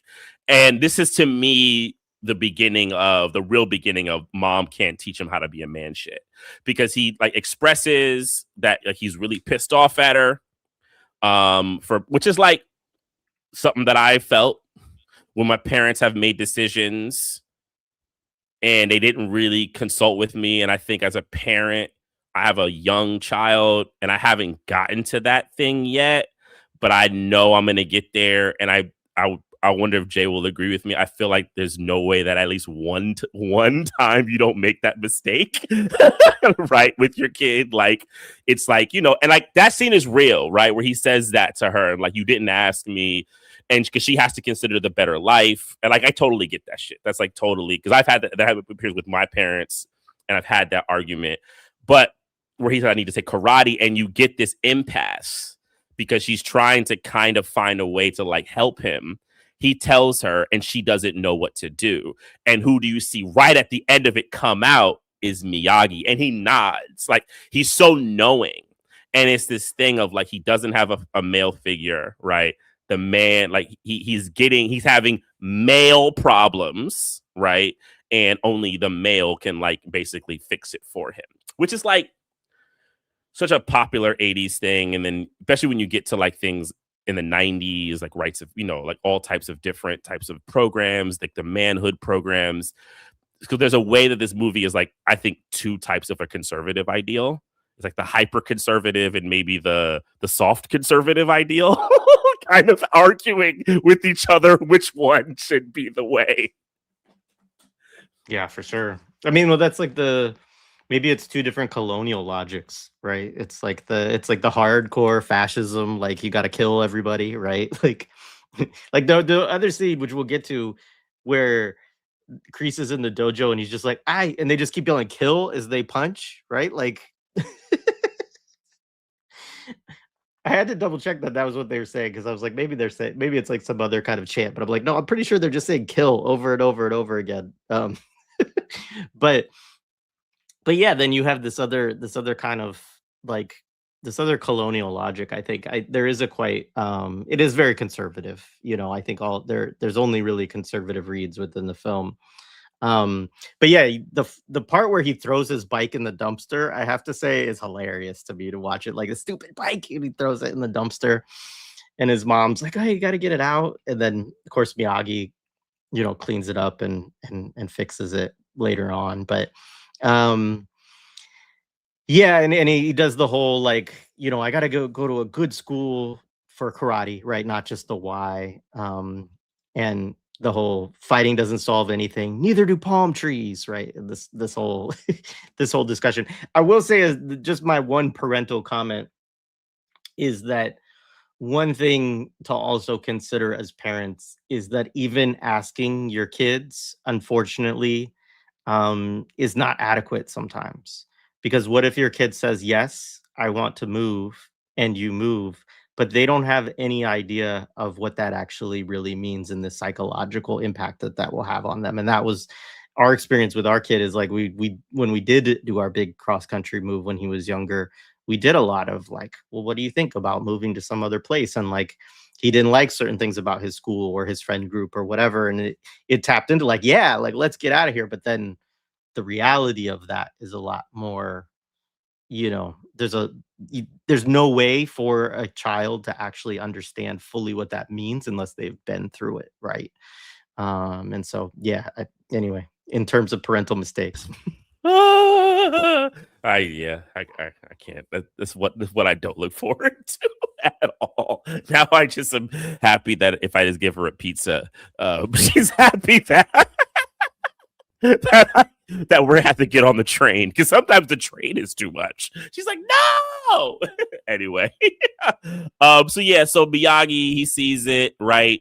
And then you get the sequences. Well, I can't remember what happens first, but you do get the part where he fixes the bike. Let me know if I'm skipping anything.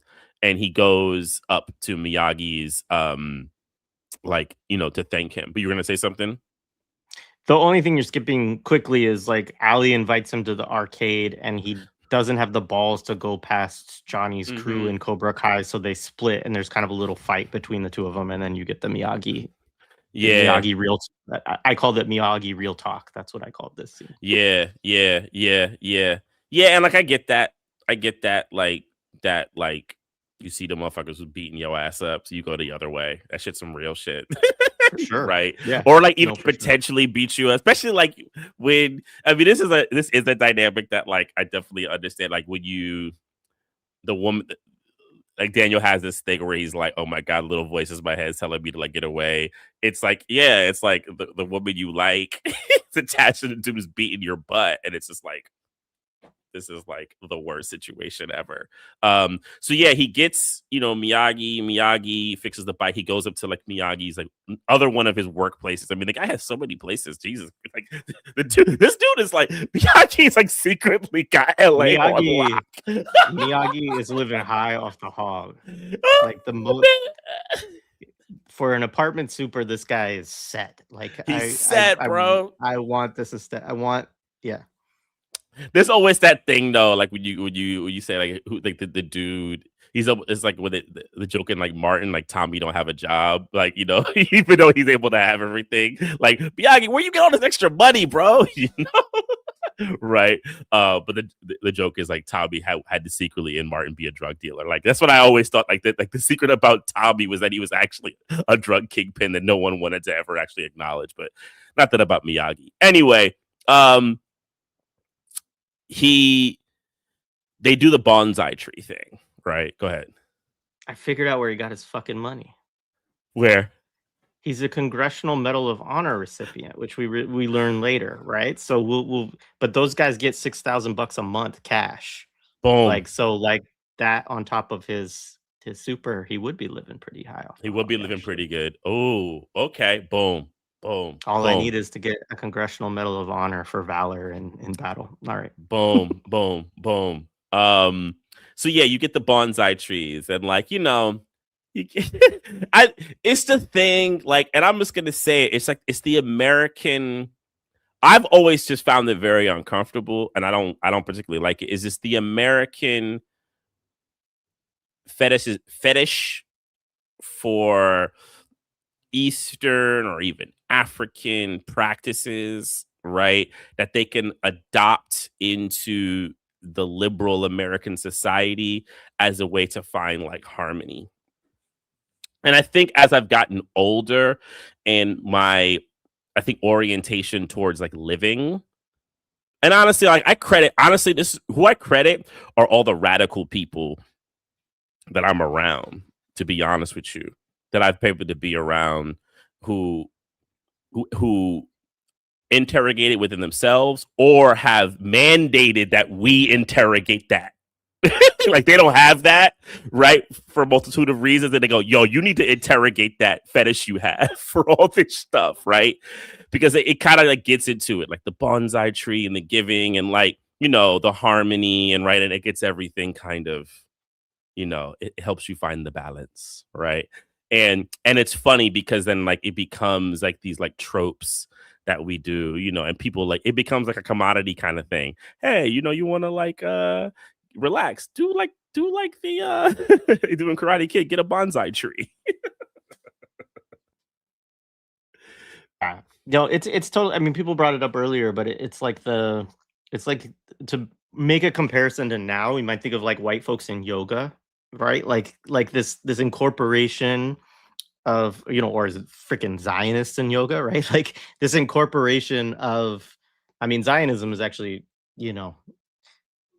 beyond all of its evils. It's an interesting case study in all of the ways of like self-indigenization and stealing from other peoples and all that kind of stuff.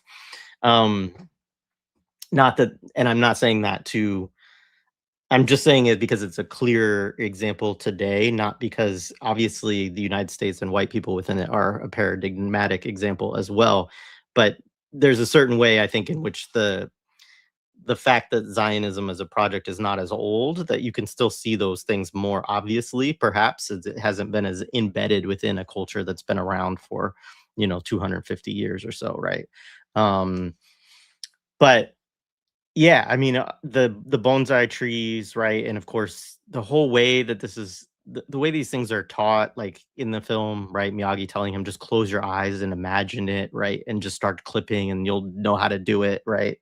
This kind of stuff. Yeah, it's a very, Miyagi, and I think this is one of the things that's really fucked up about Miyagi beyond the fact that he's just making up a voice, and the whole thing is just something that just came out of his mind of like, I'm going to imagine this is how I act in the world. Is that it is all to the betterment of Daniel, right? Like, so everything that Miyagi does, like, can only really be actualized in how he lifts up this, like, downtrodden white to be able to like defend himself and be a man and all of this kind of stuff, right? And that is colonial. Like, we have to Yeah. remember, like, that's part of like the Enlightenment colonial thing. Like that right there, right? That the highest possibility is going to be through the European. And that becomes the dominant Western martial arts thing, right?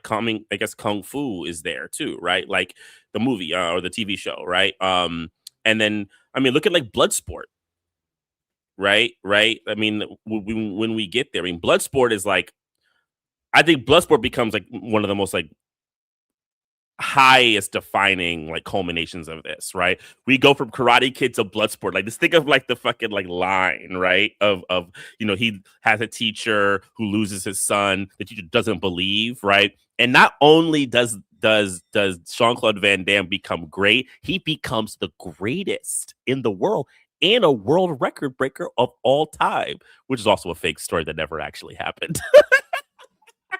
This all shit is like, I made it up. Yeah. Right. Frank Dukes, shout out. Yeah. Right. But yeah, like all to the benefit of Daniel. And like, that's the thing. It's like these people from these like peripheral worlds are here to kind of endow us with like the knowledge for us to hit it. And the movie will only ever translate it through. Movies will only in the 80s and beyond will only ever translate it through white people, right? And then I think making Daniel somewhat ethnic, I think makes them think that they're probably being a bit more generous. But let's not, I know we've done a lot of the whole ethnic things, but let's not forget Daniel is still white.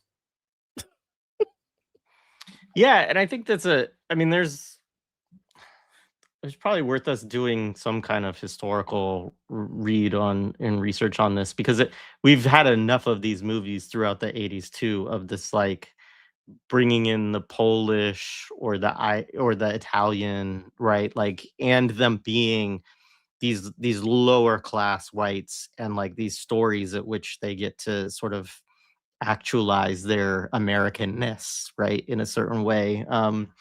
Yeah, this is definitely one of them. And one quick thing, and we'll probably come back to it later, but I do think that Miyagi being from Okinawa is important, right? Like, and it is also it plays the same role, is why I'm bringing it up, because it's that he is the Asian who fought on the side of the United States, didn't fight against it, right? Fought against the Nazis in this telling, but also, of course, would have been anti-imperial Japan, right, as well. And so, and he has chosen now to live in the United States and to, serve Daniel, right? Pro bono karate classes, right? Of in depth, which also, like, where does he get the time? But we'll deal with that later. But yeah. You're muted. So you start to get Daniel, and they kind of, I think this is an editing issue. I think some of the scenes were cut out. You get to see that Daniel and Miyagi are becoming becoming friends, right? He's spending a lot of time with him and so forth and so on. And then there's like this Halloween dance, right? You get like the pumpkin, and this is the scene where, very, very famously, where Daniel dresses like the shower curtain, and Miyagi like builds it from him. And this is where he begins to, he gets to see Ali, right? And like, so he can be like, invisible, so they can't see him, right? Yeah, right. He wants to be the invisible man and all of that, right? And to add, the kind of like next qualitative leap for Ali, like Ali recognizes him in the shower curtain, right? To kind of like do that connection.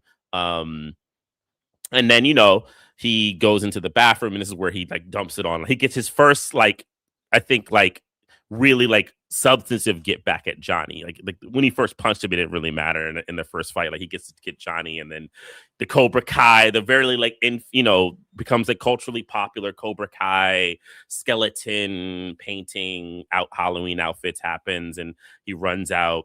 And this is where they chase Daniel, and you get the first of they about to do. They're beating his ass right in front of the gate at his crib, like give it to him, and then you get the first glimpse of the one who goes, "You're going too far," right? Yeah, like the Mercy starting to kind of like show a slow humanization that they've been, because the big thing is really about like they've been taught bad, right? Like it really is about like these like things of education, right? They're like distorted. So they've been taught bad in one kind of like, and then because then what do? They begin like regurgitating Sensei, right? He says, no mercy, right? The enemy deserves no mercy. They kind of like get back into it, which like is a real thing. I'm not going to say that doesn't happen, but like this is the way they're kind of utilizing that narrative in the film. And then of course, then Miyagi comes out, and then it's like it's like. So my wife said she walks in during the scene and she says, "I love this scene in the movie because Miyagi's living out everybody's dream to just beat the fuck out of a bunch of teenagers."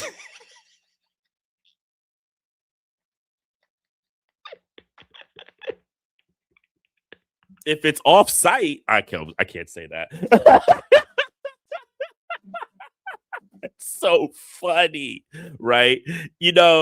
And then like, but also like, wouldn't it be amazing to just have like, your own little karate specialist come out and just fuck somebody up? Like, I'm walking through the street, someone hits, fucks me up, and then like just out of nowhere, my own Japanese, like, karate specialist just whip somebody's ass. That's like the greatest dream ever, right? And like, I think someone might have said it in the chat, like, it's amazing, like, because Miyagi then becomes like the ideal. Like, he's like the ideal teacher that everybody wishes they have. Not only can they teach you, but if you need to like kind of unleash him, because I feel like at least once a movie, Miyagi like beats some ass. Like each of these movies, right? I think he has like at least one where he like he whips. He like Daniel's up slightly above his head even after, so Miyagi has to kind of come up in there and whip him, right? So this like the teacher, right? And I think that also comes from old like kung fu movies, right? Like Shaw Brothers movies, they have that of like this because they like the journey of like the growth of the thing. So there's like the one when the wise guy comes. Oh, there's like if people have ever seen a touch of Zen. There's like it's like one of the great wuxia films. It's like the famous scene with the monk, and he's the guy who plays the monk is actually the teacher in Bloodsport. And they're fighting, right? They're doing it, and they can't get through him, and then the monk just kind of rolls down, and he's kind of like an early Miyagi. I think they took some of it from him. He just like is like whipping them like this. They're doing shit like he would just move a hand, and like they just get whacked, right? Like it's actually an amazing sequence. And that's another why I don't love these movies, because like I watch Shaw Brothers and shit like that. Like, come on, man! Shout out to Gordon Liu. Like that's the real shit. This is whack.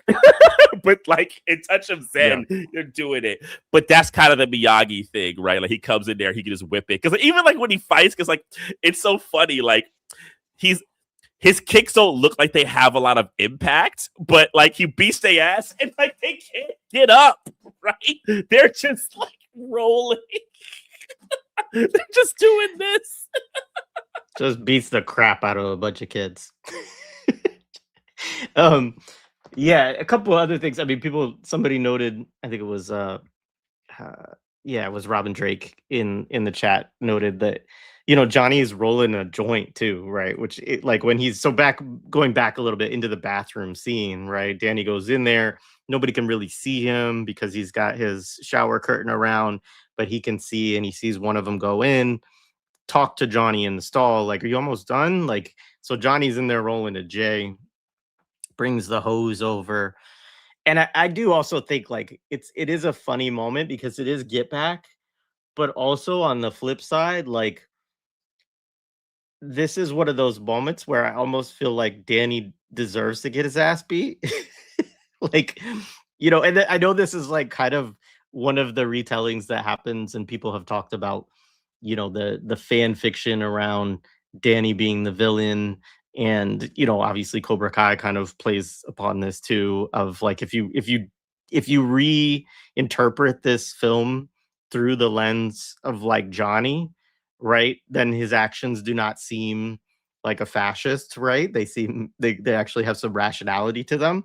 And this is one of those moments where like he's in the bathroom and somebody dumps a hose of just sprays water all over him. How does Daniel think that he's going to get out of this? He has to go through the whole gym filled with people. He knows that the Cobra Kai crew is like 5 or 6 deep in this place, and then he has to run all the way home. And I mean, he does. For a while when I was watching, I was like, where the fuck did Mr. Miyagi come from? And then I realized like it is the fence right outside of the apartments. And so his store is right there. It's badly set up visually because it took me years to figure that out. I thought I was that Mr. Miyagi was like tailing him. And it wasn't until years ago that I watched the trailing shot that he goes in the door that he's in there, right? Because it's also not a and really why isn't he sleeping at his house? Why is he at the super job right now? But anyway. Because the fences haven't been painted yet. I mean, the only thing I'll say about the water thing is he does it to impress Allie, which they don't get into the talk. And that's the problem with the whole Allie thing, that it's not developed. Because I do know about that. You do, when you're trying to impress somebody that you like, you do irrational shit, especially when he's dealing with, because she said, eventually like the tide will turn. So he wants to like turn the tide. You know what I'm saying? So it's like a kind of thing, but they don't investigate that. Like and that's like the problem with this movie, because it is essentially getting back at the bully in that kind of way, right? And it's just like two sorts of like the conservative idealists. That, I mean, as people like you and I, we're thinking about the total social situation. We know that like these are gonna be just like, shit that I'm not. Okay, look. I'm never going to endorse a kid who's getting messed up to go roll up and throw their thing up in there, the water and like, fuck up. Like, bro, I'm going to tell him, like you said, don't do that. Right? Don't do that. That means, butt whipping has happened. But that's, we're in the movie world where there's no real consequences.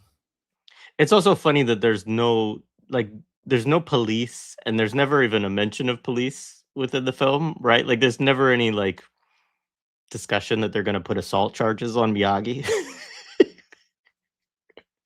All right. So he gets when so it's like the next morning he's like messed up in Miyagi has him at the spot, and then he realizes Miyagi did it, and he's like, oh snap, you know the stuff, can you be my teacher? I mean, like it's so tropey. First he says, where did Spider-Man go? That's the first thing he says. Right. And then he's like, you're Spider-Man. He didn't say that, but like that's like the realization, right? And this is where you start to get the kind of like uptick of like Miyagi quotations, right? He starts really having like the one-liners, right? And and then Daniel's like, oh yeah, can you teach me, right? And he first about revenge. And, like, and the whole thing, like, karate's not about revenge, the self-defense, right? It's not about fighting in that kind of way, so forth and so on, which becomes,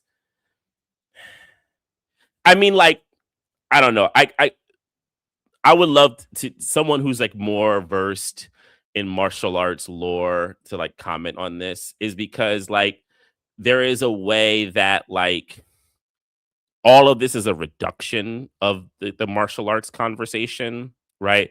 It becomes this like binary of like, of course, the crease one versus like the kind of like pacifists who will fight, when. And honestly, man, if you go through karate, kung fu, there's so much of a social history to capoeira. There's a social history to so much of these things that like living it in this kind of binary is actually just ahistorical, right? I remember talking to one of my old even the development of like samurais and what they had to do with the feudal lords and all the different things. It's just so reductive, right? Like it's not a real conversation, and it's like the liberalization of the discourse around what martial arts is. Yeah, no, I agree. And it's a lot.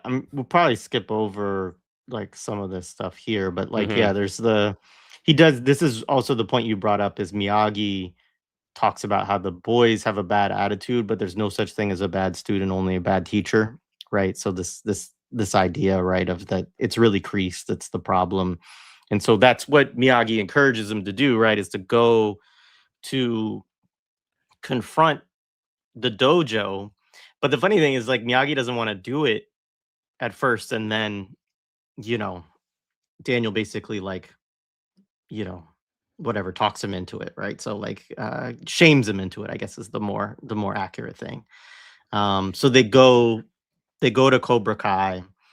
And this is the part where they're all chanting kill. And the kid who like looks back for a second and Kreese does like the full fucking takedown of the kid and has him on the ground. And he's like, if you look away for a minute, I can't remember exactly, but he's like, you're dead, right? And then he makes him do the 60 knuckle push-up thing, which that part was very real. Like I know that friends of mine who were in Chip Wright's dojo, who was like Chuck Yeah. Norris's stuntman and comes out of that whole lineage of American karate and stuff like that, that they all had to do fucking fingertip or knuckle push-ups all the time as like a disciplinary thing. So yeah. Yeah, I saw that so I grew up uptown, and there was a lot of the like black martial artists who had like different dojos and things like that, and you would see like the knuckle push-ups. They would do them like literally on like the basketball courts and things like that, and like those types of styles, and like the kind of like hyper like training type of things, right? I think the big thing is the idea of like and like the finishing your opponent, right? And that kind of concept, and then of course I love that, it's the black dude from Iron Eagle who gets his butt whipped. He has no lines, but he gets his butt whipped. Larry B. Scott twice. He gets his butt whipped not once but twice. He don't even get like a move. Like no, he gets immediately fucked up both times that he fights. He's like the only black character in the film, really. Like there might be one other bit character, but he's it, really. I think he's the black. No, there's the black man who lets him into the tournament. That's the only other black person in the movie. Yeah, that's right. Yeah, he's also one of the, and of course one of the judges is black in the movie. Yeah. So yeah, you have that, right? And then you get the whole like proposition. And I ain't gonna lie, homie who plays Kreese is so funny in this scene, but I like that. I always like, it's such a weird over the top before, because how he kind of holds his thing like this, right? He's like his gi. It's so funny, right? And he and they start the whole, you're a pushy little bastard, aren't you? But I like that. One of my all-time favorite. I ain't gonna lie. When I watched it the other night and we did it, and it's funny. My lady laughed at me. I literally caught it right on the line, and I said it. But I like that. She laughed and looked at me like, "Dude, you've seen this movie way too many times in life." Oh man. But yeah, so they make the deal. That's where they make the deal about going to the tournament and fighting at the tournament. And I think one thing to say about the tournament, like, I don't know how it was for you. The idea of the karate tournament with this movie became like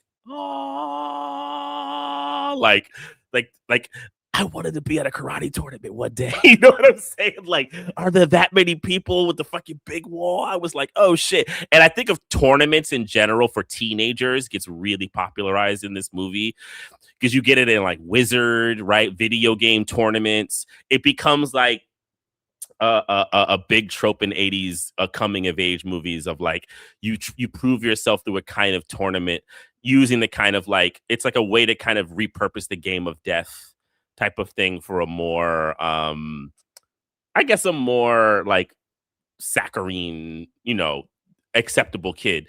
Don't get, but then he doesn't have a tournament in part 2. He has a death match in the middle of when he goes back to the old prehistory land. Homie gets a death match. Hilarious. I actually can't wait to do 2. Let me stop going because 2 I think is going to be even wilder.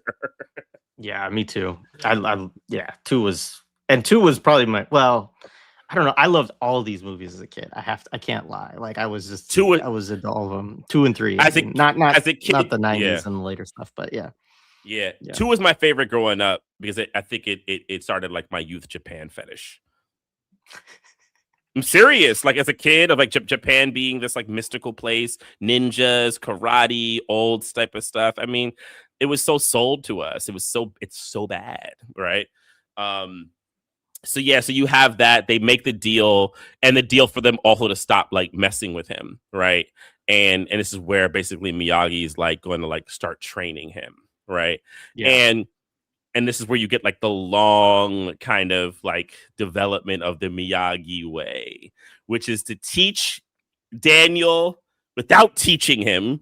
In the way that is to teach without teaching, but to teach, it's just so hilarious, right?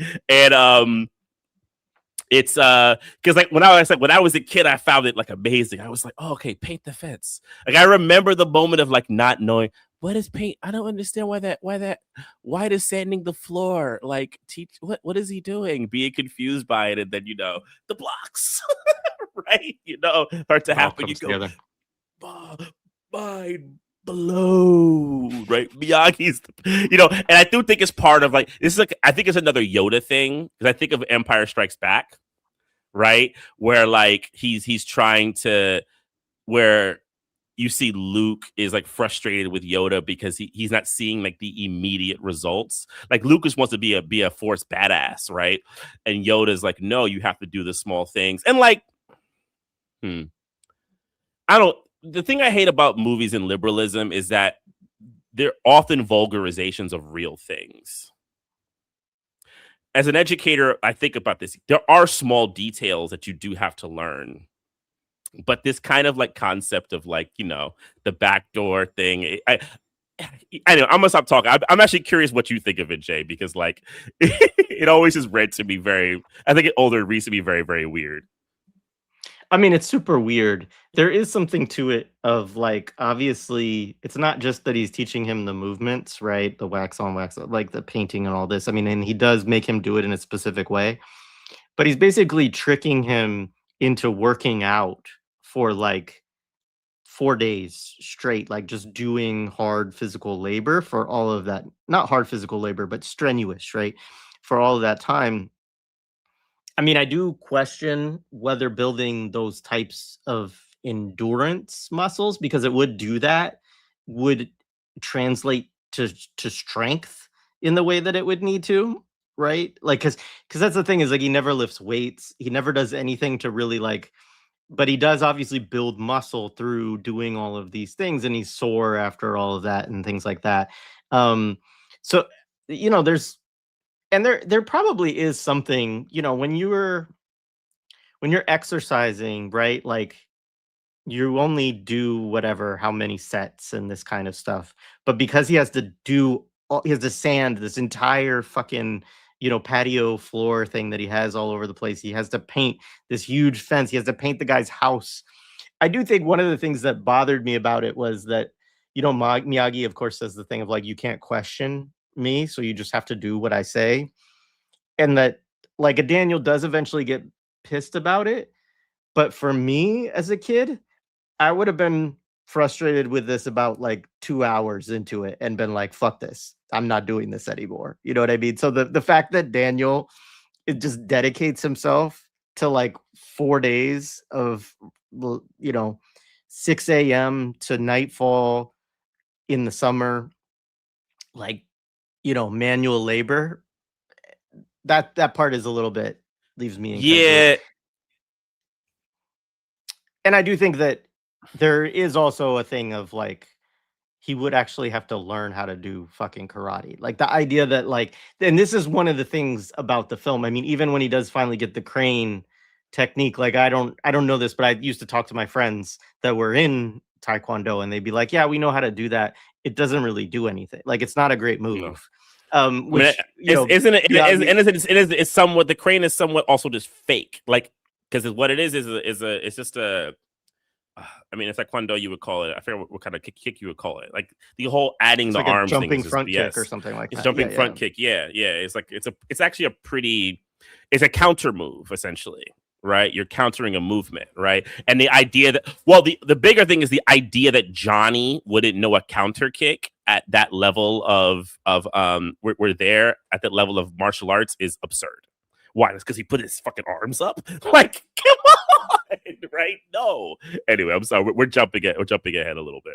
But yeah, I mean, one thing I will say to this, and this is something that I'm actually working through, because as an actor, I actually did a lot of guru. I worked with gurus, like acting. One of my most influential teachers, she was like a Miyagi in a way, and she was it was like trust me, and you're gonna go through a lot of stuff.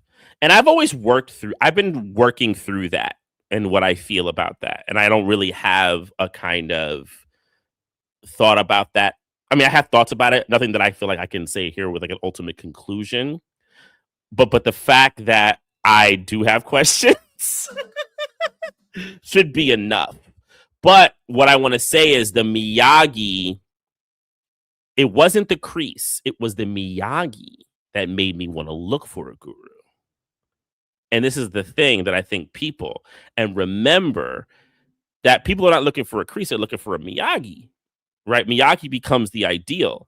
And Miyagi was also sending people to gurus who were also not productive.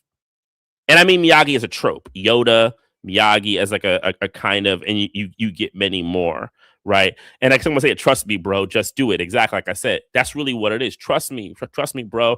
Like, or the evidence. I already have done this for someone. Look at this great actor. Look at this great martial artist, right? And you see that in sports heavily, right? I mean, it's a big thing with like basketball now, all the AAU stuff, right? The money in it of getting the best trainers who can get you into places, the best league, so forth. It's a thing that I think people have to reconcile with. Yeah, no, absolutely. And I mean, yeah, like to this point, I hope that's obvious to folks that, but the point being that, yeah, of course, that he's teaching them the moves. But I think that's the thing too, is like, really, he teaches them how to block, right? Essentially. And then at the end, you get to the part of learning how to throw a punch. But all I'm saying is that it's very simplified, like this idea that you could learn like 7 things and then you're going to win the whole karate tournament against people who fucking train like constantly on the stuff. Like, yeah, go ahead. Well, I don't know. Here's my other issue with the film. He really doesn't talk to him about his feet. No, he never learns how to kick in the film, I don't think. But also, like practicing. Also about his stance, not just in blocking is not just about your arms. It's also about and also it's your hips, right? I remember that in the punching sequence, right? He does when he complains you dance too much. Well, honestly, you actually are supposed to be a bit lighter in your feet. That actually, I don't want to get into it. I am not an advanced martial artist at all, and I'm not going to do this. But like, I'd be curious. I'd actually would really be curious. If anybody watches who really done martial arts for a long time, or even in the chat now, I'd be curious, like testing what Miyagi teaches him versus what people have learned, and like being light on your feet. But in the movie, he doesn't really talk about his hips. He doesn't really talk about extension. That in the way, and yeah, he's a big only balance stuff is at the beach. Yeah, exactly. I agree. He does have to balance on the boat too, and that kind of stuff. Like, there are some ways, but yeah. It's not really thought about, right? Yeah, footwork is one. It's true. I remember one of the very first things, because I was trying to do stuff. My teacher said, he's like, dude, you got to watch your feet, man. If you're not, the one thing that he does is like the eyes, but he only does it with the bow. It's like, I think it's movie magic. What looks good, for sure. Think about it. What looks good? Wax on, wax off, and then he can do the you know, like you could get him to do like the guttural Japanese samurai, you know, like you get that shit. I mean, he totally, and that's Pat Morita just being the really loyal American actor. He'll give it to you, you know, you can do all that. It's.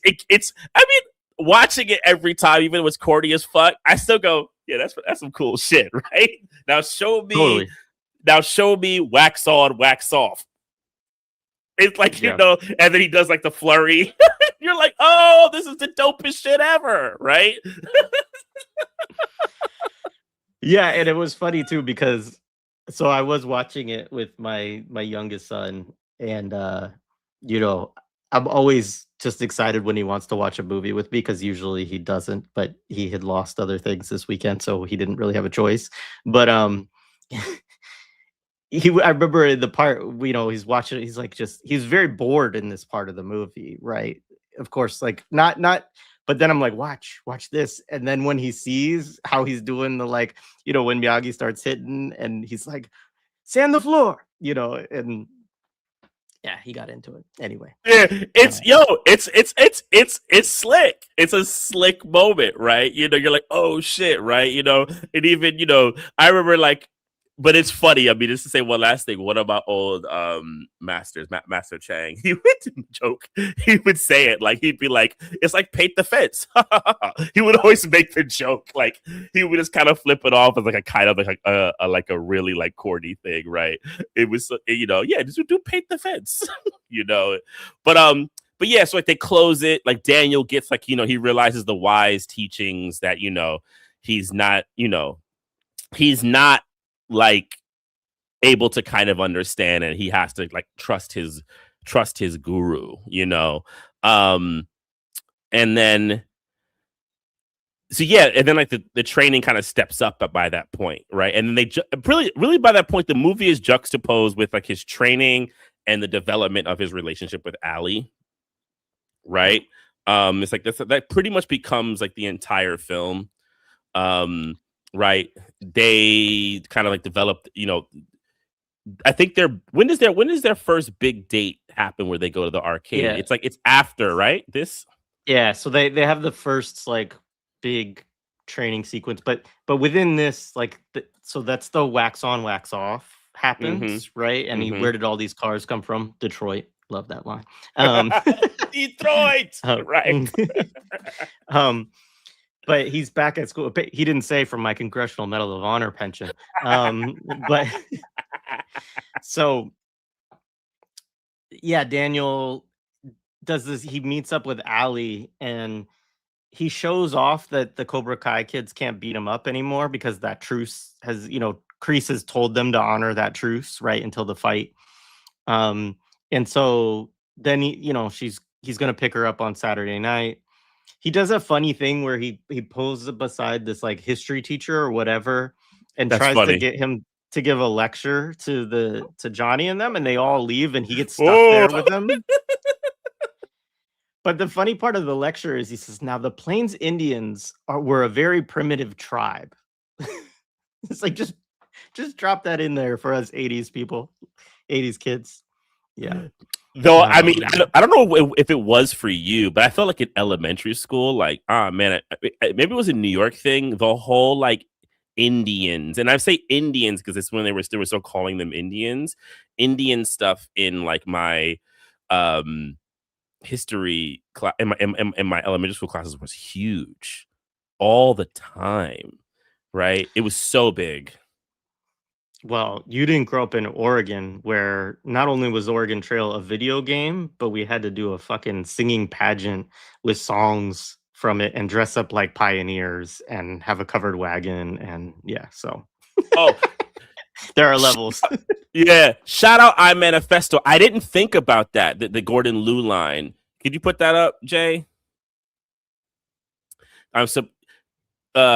That's actually a good point. In Return to the 36 Chambers, it's Return.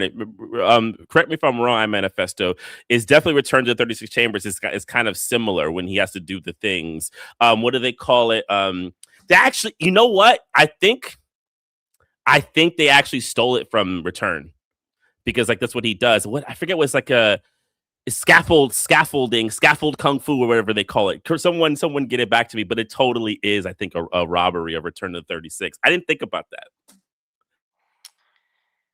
Yeah. So they go to this their date. He goes to pick her up, right? And he goes to her house, which is in Encino, and meets her parents. And they're very like she has a really nice house. Her parents are very wealthy, but also very snooty, right? He doesn't live in Encino. He lives in Reseda, right? Yeah. That's your mother, and it's like the Italian mom hanging out of the station wagon, like hi.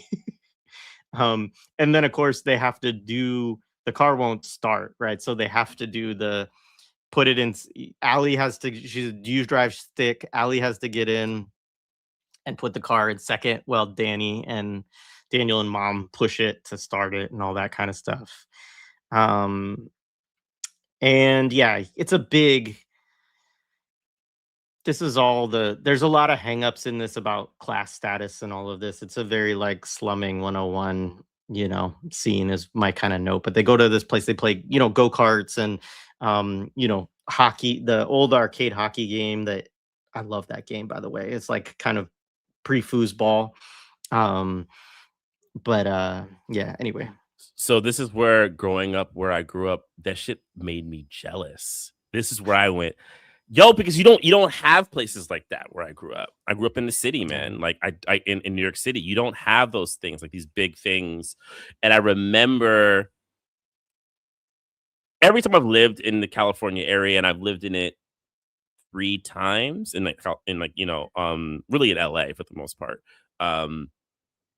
is I would go to those things and I would imagine like growing up in an area like that because it's so different, right? But I think it's also part of the movie. I do think the movie really is big up into playing it. This is like the ideal Americana place. Like, think about how they paint Jersey, how the mom talks about Jersey. It's not a land of opportunity. The land of opportunity is here. Fun games, good music, all this type of stuff. It's really kind of like putting that kind of energy like in there, and it becomes like this like really, really big place. Yeah. Yeah, on like the class thing. Yeah, the film. Yeah. I just want to say quickly, not air hockey. So no, but this specific game, which was Yeah, what is it called? Like, it's not air hockey. It's not foosball either. It's like, I guess, no. something I hockey. mean, Super Chex Pro is like one of the things that you could find for it. But yeah, I mean, it's just I don't even know a proper name for it, but it was basically like it's like foosball in that you can control the swing of the individual players with those knobs, and they move up and down on tracks, but not fully. But they're also not all on lines the way that they are in foosball, right? So like the characters, can move up and down the wing, or anyways, I could do a whole episode on this just by itself, and I won't do that. But yeah, it was one of my favorite games for sure. But yeah, what were you saying? I'm sorry, I cut you off. Yeah, to the class thing. I mean, this is like, it's kind of partly what we said already. I think one of the things that I don't like about the movie is the suggestion that like class bias doesn't exist in Allie at all, and they don't explain it other than she's just like a good person, right? Like her parent, I mean, both of her parents are like completely disgusting people, right? But somehow, and it makes classism a mysticism and not a real material thing that's developed through socialization, right? And then it helps aid into the kind of like idealization as her as like the thing to catch for Daniel, which I think they then, even though he's not with Allie in Cobra Kai, right, in that era, but they keep it with Daniel becoming rich. So it still does and guess he becomes the rich negative. I get it. And I want to get into all that as much as it's like about what are the kind of, it doesn't really question social mobility in a real material way. It paints it just as like simply attitudinal, right? Like some people like being classist and being a shithead is a choice, right? It's a choice that it's a choice that you're making, right? And Allie won't make that choice just simply because whenever I mean, we'll get into one of the later scenes that really pisses me off when they have like their big argument back at the game place. I hate that sequence. It pisses me off so much. But yeah, so there's like that sequence. But yeah, so like they do the games, all of that. It's like amazing. And then and then the night has to be crushed by one guy with a really nice white car, and then Johnny driving and her friends and her friend. We also have to make the comment that her friends are like fucking awful. Like Terrible. her friends Yeah. are terrible. They're just like the one friend when she's like was charmed, like when she meets Daniel. And this is such a 80s thing too. Like the one girl who like is the one you're supposed to like, who's good-hearted, who wants to slum, and then there's always the like just horrible like friends, right, that are just like, ew, what are you doing? Like, he stinks, he's dirty, this kind of stuff. So yeah, I mean, and we'll get into this, I think, especially as we go into like more of the John Hughes films, because he uses this stuff constantly within his films too. I mean, it's like the predominant kind of theme in his youth films. So you have that they get back home, or like they drive. So the mom comes in, my bad, and like it kind of is embarrassing, and you see the kind of first thing with like Allie and him, and like Daniel's like embarrassed and frustrated, and she's like she's kind of mad that like Daniel just won't like get over it and like see that she's not one of them and she doesn't care, so forth and so on. So it kind of like dampens like the night of amazingness a little bit, right? And then what's after that? Well, then you get the finishing of the so you get the sanding the floor actually is after that. Like the first wax on, wax off was before Right. that. Then you get sanding of the floor. Mm-hmm. He does end up catching. So Miyagi's again. There's a scene where he's trying to catch the fly with the chopsticks, and Daniel does it on like the third try or whatever, and he's all pissed, like beginner luck, basically, is what he says, Yeah. right? And, Yeah. Yeah. I remember in the video game you were able to do that in the Nintendo game. I always loved that sequence where you play Daniel and you get to catch the fly. It was like one of my favorite things to do with that game. When you get to that level. So yeah, we get all of that. Yeah, go ahead. Yeah, the painting the fence, all of that. And then then that's the scene where he reveals, because Daniel's like, when are you going to actually teach me karate? And then he like shows him, I've taught you all the moves already, right? Basically. And yeah, that's funny. That's it. Then you get to then you get the beach scene, right? And the beach scene is where he's learning balance by Daniel's just supposed to stand in the ocean and get whacked by waves over and over again and try to keep his ground. But he sees Miyagi doing the crane here. And he tells him that if you do it right, there's no defense, which is total bullshit. But anyway. Yeah. And he started getting the flutes. The flute music. You always gotta have for things about the East, you always gotta have flutes, man. In the sound. If it's the East, you gotta have flutes. Yeah. I mean, the water thing is kind of advanced. Water balance for stuff is actually something that people do. It's just kind of an advanced step. Like you have to get a certain level of balance before you start getting into those kinds of things. But it is a thing that people do, like water training and using the kind of the tide and the current and like the resistance of it. It is a well-known technique, but you ain't doing that in 2 months. In 2 months to train. That's like year 2.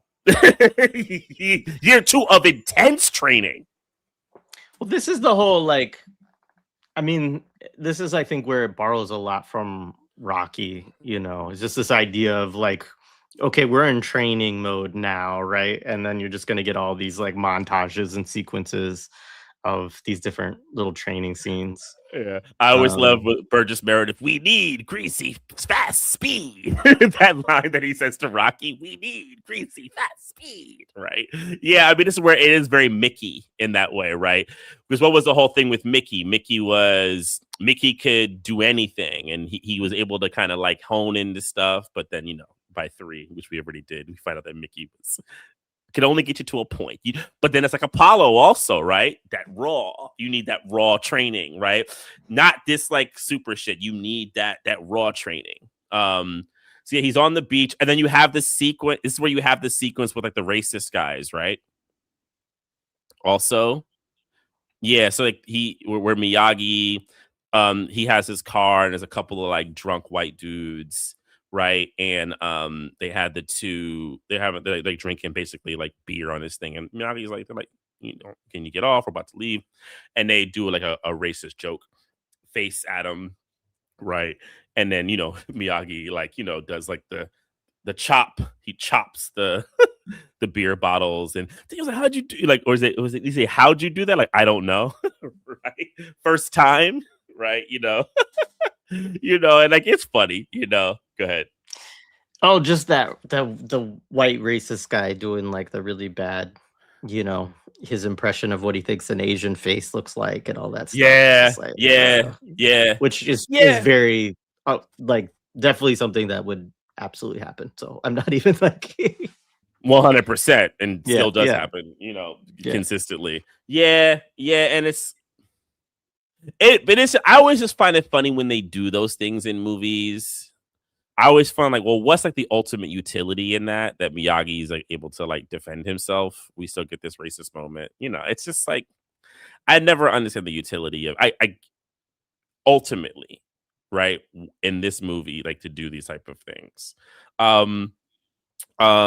So after this scene, is this the part where him and Allie go on like begin to go on like their instead of like their next date? So you get quickly the PE scene part 3, which is when Right. you get the country. We'll meet at the going on a date, and then she's like, "I'll be at the country club," and he's like, "Oh, like is that okay?" kind of thing. Then it cuts away. Then you get the fishing boat scene. So here's another balance scene, right? Don't bad the funny scene. I mean, he knocks Daniel in the water, basically, and laughs heartily at him. But basically, he's like, before I teach you to punch, you got to learn to stay dry. And then he like rocks the boat and knocks him into the water.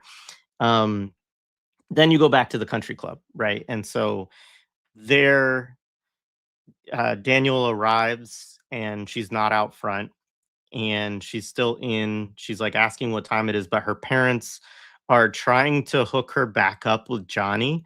So her dad is you two lovebirds having trouble, and she's like, no, we're not lovebirds. And she's like, what time is it? I need to go. Who are you going to see? Not that boy from Reseda, right? And then the parents do a really sneaky thing where the mom's dancing with Johnny, and she cuts Johnny in with Allie. And so then basically Daniel then is in the kitchen, like, because he's trying to figure out where she is. So he like sneaks in the back to kind of try to find her, and he sees Johnny then lean in and kiss her, knowing, because he sees Daniel. The Daniel can't see Allie, right, because of the way that they're facing, or Allie can't see Daniel, I should say, right? And so then this horrible like forced rapey kiss, right? And Daniel sees it, thinks that they're together, right? Again, this is such a 80s thing. This specific whole trope of like the rich kid who's supposed to be with the rich girl, their relationship is basically set up by their parents as like an arranged marriage in like middle school. And like, and they have these beefs. The girl's usually not like, because it's usually a total dick, right? And so anyways, there's always that moment where the guy she's slumming with in these movies sees them together and thinks, oh, you really do like the rich guy, you really don't like me. And so he turns around and he bumps into the guy with all the spaghetti, right? And gets it like all over himself. Everybody's laughing at him. Yeah. The rich get to laugh at the poor kid, and and then he runs away. And yeah, I mean, like that sequence, I mean, it's like fine. It's the follow-up to the film that really bothers me about that, because like this is where like I feel like it doesn't really understand the classism in a real way, and how that kind of functions. But like, yeah, like I mean, that shit is real. Like, I didn't experience this myself, but I definitely because where I went to high school had I went to LaGuardia, so when it came to like class stratification, it was all over. I mean, there's people who were literally rich, but because it was like like the top school for arts, if you had like they wanted you to go there, you would go there, and there's people there who were like living like no check to check, right? Like, so you had every kind of thing. And you saw sometimes these like interesting, things where someone who had a whole lot of money would date someone who didn't, right? And you would have moments where I remember like talking, like I did have a homie who like spent some time, he dated someone who had a lot of money and like definitely embarrassing, challenging public moments of things like that. And really, so when I watch parts of that scene, I'm like, yeah, that's some shit, right? But also like Allie, Allie comes from, I think, an older Hollywood exploration of the trapped upper class woman. That upper class women are essentially just trapped people, right? And what they'll potentially be white women. Let me say that upper class white women. Let me phrase that. And a lot of people have done great work on this in film studies, especially people who do it from a really critical Marxist analysis and class analysis of these things. So they analyze Allie in that kind of way. I'm sorry, the old kind of characters are analyzed in this kind of way as a trope that doesn't really have a material analysis of how class forms and creates the ideology of all white, and so forth and so on. So she becomes a kind of like idyllic. She will escape. She and not become her mom and all that type of shit, right? So yeah, so you get that sequence, right? Daniel's embarrassed and like and then I think this when he goes. When does he go back to Mr. Miyagi? Is it after this and goes and sees the Miyagi's drunk and you learn about another bad Hollywood trope of dead wife and kid. So he trope. Yeah, so he goes in, he's drunk off sake, he is singing Japanese blues songs, looking at a picture of his wife in his military uniform.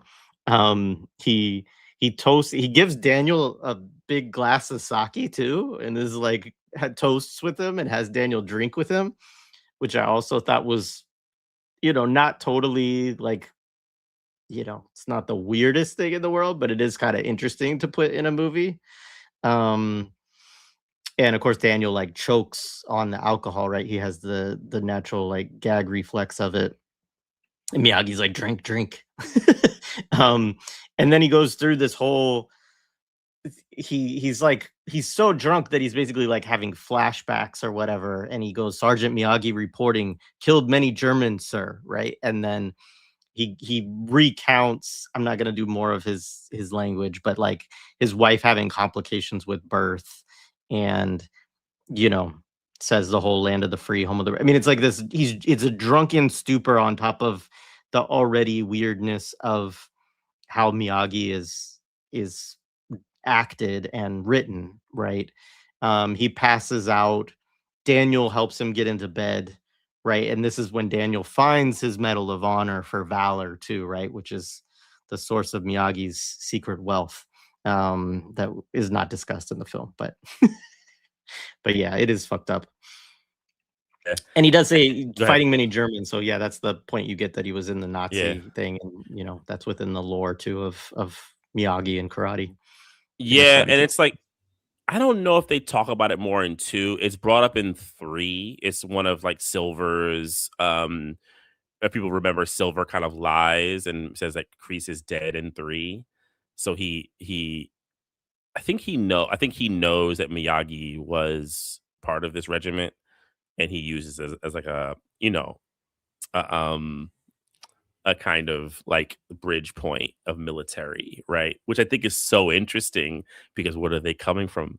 They're Vietnam veterans, Silver. I mean, this is where the Imperial kind of mindset exists, and all this type of shit, and how we think about wars and connection, and what legitimates Miyagi to the American person, his connection to the great valor of the American project. So he's not associated to,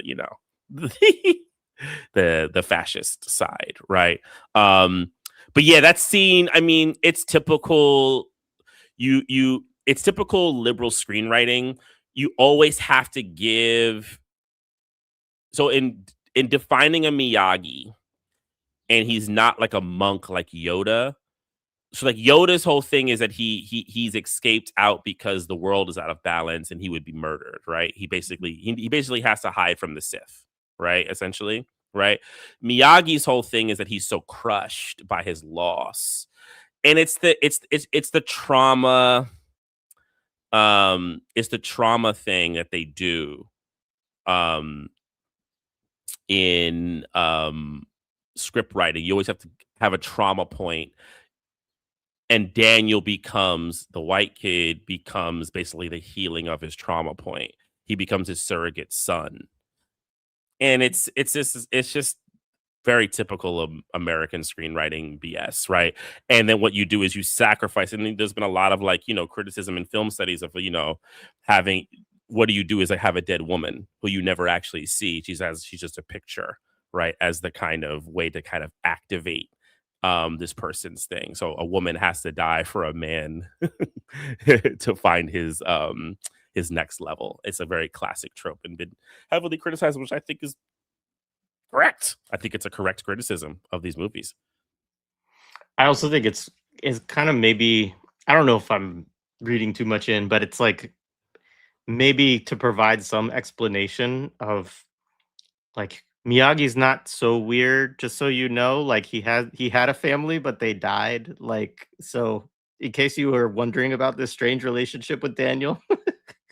Yeah, right. No, I think that helps. I think they need to do that. Right? But then it's also interesting to do the qualitative shifts, because what they then do in later movies is then Miyagi would have accidentally killed his wife or something like that, right?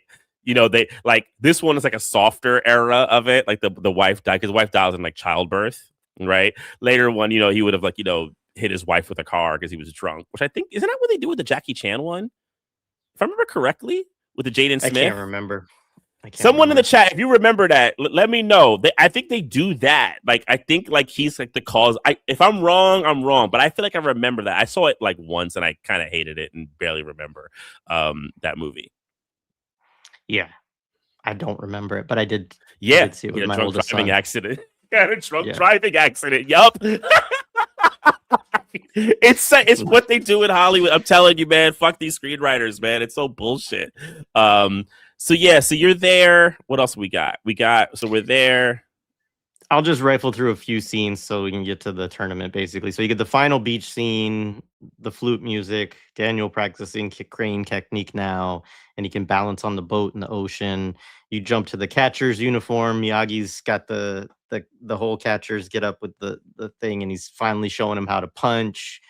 He says, "What's the matter? Are you some kind of girl or something?" So you do get a little bit of the toxic masculinity coming out from Miyagi too in it. Yeah, the whole dance around too much, that part. He's, his whole thing is you have to focus all the power of your body into 1 inch of your, That's stolen from Bruce Lee. The whole 1 inch punch thing. It's like the Bruce Lee thing. Though I've always learned punching from my hips. So, and then hip is the then extension in martial arts. I don't know. I've never done boxing, so I wouldn't pretend to know boxing, but I know in that it's doing that and how you do a jab, doing things like that, right? But yeah, okay. I could be wrong too. I'm not a martial arts expert. I know there's many ways to do it, but it is weird to me. He doesn't talk about his feet really in a real way. Yeah. So then you get the happy birthday part, right? And so Miyagi gives him a karate gi that I think he said his wife made. The patch. And then Daniel says, I don't actually, because they're talking about the tournament now. He's like, I don't know that much karate, which is true. And then Miyagi's like, trust the quality of what you know, not the quantity. And then Miyagi gives him one of his cars, right, which is a 1947 Ford. What is it? Deluxe? Ford Super Deluxe is the car. And it's convertible, right? Really nice car, right? And then Daniel says to him, "You're the best friend I've ever had," which Miyagi says you're pretty okay too. And then he talks to him about like finding balance within his life, right? Like not just the balance. So again, this is like there's like all this like kind of grocery store Eastern philosophy that's like thrown into this film. You know what I mean? Like We forgot one of the early ones about the flour and honey, the bee flour and honey thing of when he talked about Allie before the Halloween. I was like, oh man, really? We're gonna do the pollinate analogy. It's so, like I said, the kind of male universe, of this movie is hilarious. Same. Yeah, me too. And I say like if you rewatch it critically at all, you'll be like, holy cow, like the stuff that like we're just like watching in terms of this dialogue. I mean, yeah. Like I'm not even reading direct quotes because it's so bad. Like a lot of the dialogue. It's just like But you yeah, can't even repeat.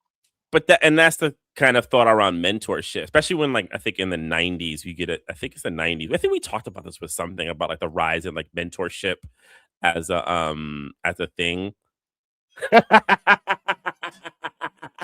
I'm getting mental pictures of that. I can't take it.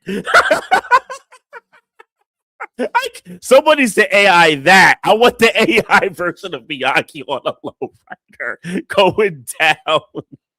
Southern California. That's going down Venice. That's hilarious. And by the way, he can't drive, right? That's the other funny part. Like he has all these fucking cars, and we know through the thing that he can't drive, right? Because the reason he gives Daniel the car is because he now has his license. But there's this whole earlier scene we didn't mention where Daniel has to drive him to his place, and he's like, "I don't know how to drive." And he's like, "Me neither." Me neither.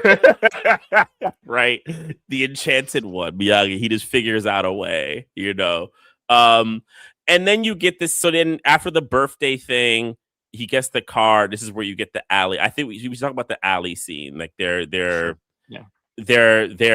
making up. So this sequence has always confused me. Will admit that it's confused me, and then it pisses me off because basically it's good. I'm good. I've always felt a little crazy about this, and I've never really had a discussion about this sequence. So Daniel goes to see Allie at the thing, and like he tries to like she has like the guns. She's like playing like Duck Hunt or something like that, right? He goes into the thing and like and she's mad at him, right? Which has always confused me. I was like, well, why is Allie mad at Daniel? I don't get it. Maybe it's something that I missed or I'm not interpreting right. And then he's trying to like talk to her about what happened, right? And she is like, I don't remember the exact lines, but she has like a resistance to speaking to him about it. And they kind of get into the conversation about like their like, I think, ability to talk about the class situation, about like handling the problem, so forth. And the kind of how I was in the conclusion of that conversation before the other friend steps in, which we'll get into, is that, she can handle the situation of them being different. Right. But Daniel can't. It's the lower class guy who can't handle it. Right. And she says that, like, and then the friend comes in to basically say, he's like, yeah, I saw her kissing such and such and such. Right. And she was like, well, no, you didn't watch the whole scene. She punched him in the face. Why do you think her hand is fucked up and all that type of stuff? And then even the asshole shitty friend suddenly becomes the like bearer of like better knowledge, which like has always bothered the shit out of me. She's a fucking horrible person. She's probably also a racist. Like that person is just awful. Like I'm like, what? And like there's so many things with that sequence. Because then he goes back and then him and Allie like, reconcile. And then Steven, I think, said they have the most awkward kiss in history. It's so bad. And I think it's this movie. I think they talk about it. I think it's both of their, I think it was one of their like first kisses in general. It might have been Elizabeth Shue's, which is a common thing for like young actors to do these movies kisses when they're like young, and it's so awkward and you can see it. But anyway, this sequence always pisses me off because then the other thing is why is she mad at him, and why is it deserved? Unless there was like sequences of her like trying to call him and explain the situation and he didn't like, and he blew up on her or something in like the previous edits, but it doesn't work, right? It pissed me the fuck off. And then but then the narrative setting up that is a lower class person who can't adjust to this, but it's my problem with Ali as a character, and it fucking pisses me off. It makes me so angry. Yeah. I don't have much. I like almost no notes on that. Like I agree with your read on it. It also pisses me off. I do think there is something to do with this point. Being like my most generous, I think that she somehow is pissed that he left her at the thing. But it's like, you were dancing with fucking Johnny and I got spaghetti like poured all over me. Like, what the fuck do you want me to do? Like, I'm sorry. Like, it's not my fault, And so the fact that she's upset about it like deeply, rather than being like, you need to understand what actually happened, is fucking weird to me. Like, it bothers me. And sometimes teenagers just have bad, I mean, I've been in relationships where I was right about something and like sometimes things just are messy when you're teen. So like maybe there's some credit to that. I will also say, just to co-sign what you said, and our friend Steven here, is that culminates in one of the worst first kisses in history with Elizabeth Shue. Yeah, it's just awful. I mean, literally, Machiao looks like he's eating her fucking face. Like, it's disgusting. Yeah. Anyway. Yeah, it's it's so movie uncomfortable, right? And I think Elizabeth Shue said it was like really weird, like it was like a weird thing to do. Like, you got all these cameras set up and having like an early kiss of my life. I think so, but I wanted to look back, but I forgot. But yeah, like I think to the point that you're making about the thing is like, look, I can accept that people have weird reads, but a film is not a totality of existence. A film is trying to make you accept a particular ideological point. And the particular point that it wants to give home is that it's Daniel who has the problem of accepting the class stratification of the two of them and finding it, and she has none. And they've purposely written her in this way. And this is honestly a narrative that serves the upper classes. Totally. Yeah, it's totally the like, you lower class people, like, you just need to like, be more self-assured and confident, right? Like it's not like about exploitation or any of that stuff. It's just sort of like, you need to be more, and that's kind of the whole thing with these series, right? And it's how you end up with LaRusso becoming a shitty fucking car dealership owner when we get to Cobra Kai. Like, this is the trajectory that he's on, right? He's going to be an asshole small business owner when he grows up because of the weird class politics of these movies. Anyway. Yeah. So, and then the one thing Ali also does is basically that she'll be the cheering section for him. And then, if he loses, they'll leave early. Yes. Right. Yes. So you get to the tournament, right? And the very iconic, like, tournament of champions, right? And neither one of them know the rules to it as they go in. Like, neither Miyagi nor Daniel has bothered to learn the rules. But Ali does. I guess he dated Johnny long enough to get that. So I thought I've always read it. I was like, oh, you and Johnny really was dating for a while. You were going to them Cobra Kai things. Okay, for sure. Like, it is funny. She like lays it out. I'm like, oh shit. Wow. Okay. Yeah. She knows what's good. Right. And they get in, they do the whole thing where she's like the translator, right? To kind of adding that to kind of get around it. Like he doesn't know this stuff. I think it's also a comment trying to make like a funny comment that these things are manufactured, like these kind of manufactured things that we Americans do of like the older type of stuff, right? It's like a typical like kind of like joke, right? That I think that goes in. You get in, you get, you know, the furthering of the bullying. They try to start the fight. Your man blonde, your mother forgot to dress you. I mean, I can't lie. The movie is like devoid of like Cobra Kai jokes for like a good 30-40 minutes. So it's good to get them back. You get them in a cluster and like an iconic cluster for the last part of the fucking movie. It gets hilarious, right? Your mother not here to dress you? You know, right? And you get in there and like, yeah, they start the tournament and you see all these different things. It's very big, you know, and large. And you get the kind of like stepping of like Daniel's scared, you're teaching him how to fight, stay in. The one thing I will give the film credit for on a martial arts perspective is they are very good at, they do fight within the square, within the line, right? So there's not, so one of my old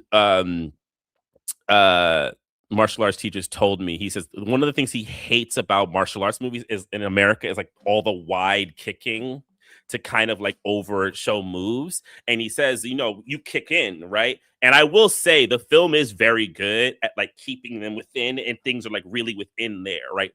They're very good at that, like keeping that stand. Whoever was like the trainer, you know, and the choreographer really, I think, did a really good job in kind of like setting that up as a thing. Because that's also how tournaments would look too. I mean, then you get into padding and all that type of stuff, you know, but that's a whole other conversation. But yeah, so like, you know, we start to see, you know, you get like the first fight with the guy and like Jenny beats him, and then you get the track. You get the track. You're the best around. Right? You get the big montage, man. You get the song. Nothing's gonna ever keep you down. You know? Like that shit is hilarious. That song, because like you're right, it's a terrible fucking song, but it's so memorable. Nothing's gonna ever keep you down. It's so fucking funny, man. The soundtrack is the soundtrack itself is very sporadic. Like there's all kinds of weird shit going on here. You know, you get a song from Survivor. You get, you know, Bananarama with Cruel Summer. You get this like weird, like Bill Conti doing his weird, like flute Asian Orientalist music. You could there's so much going on. Anyway, it's a great soundtrack in a certain way, but it's also like, it's not one that anybody would ever want like the CD of or the tape back then. Like I don't even know if it's sold like that, but yeah. Anyway. Oh man, I mean, it's the thing about 80s songs is how descriptive. Trying your best, if you can't, time to take it, right? Like it's like the power. It's instructional, right? I think that's why people like working out to those music. Shout out to Stephen Osuna. We were making a joke about listening to 80s joints in our workouts. We were talking about like those 80s songs have these instructional things. It's hilarious.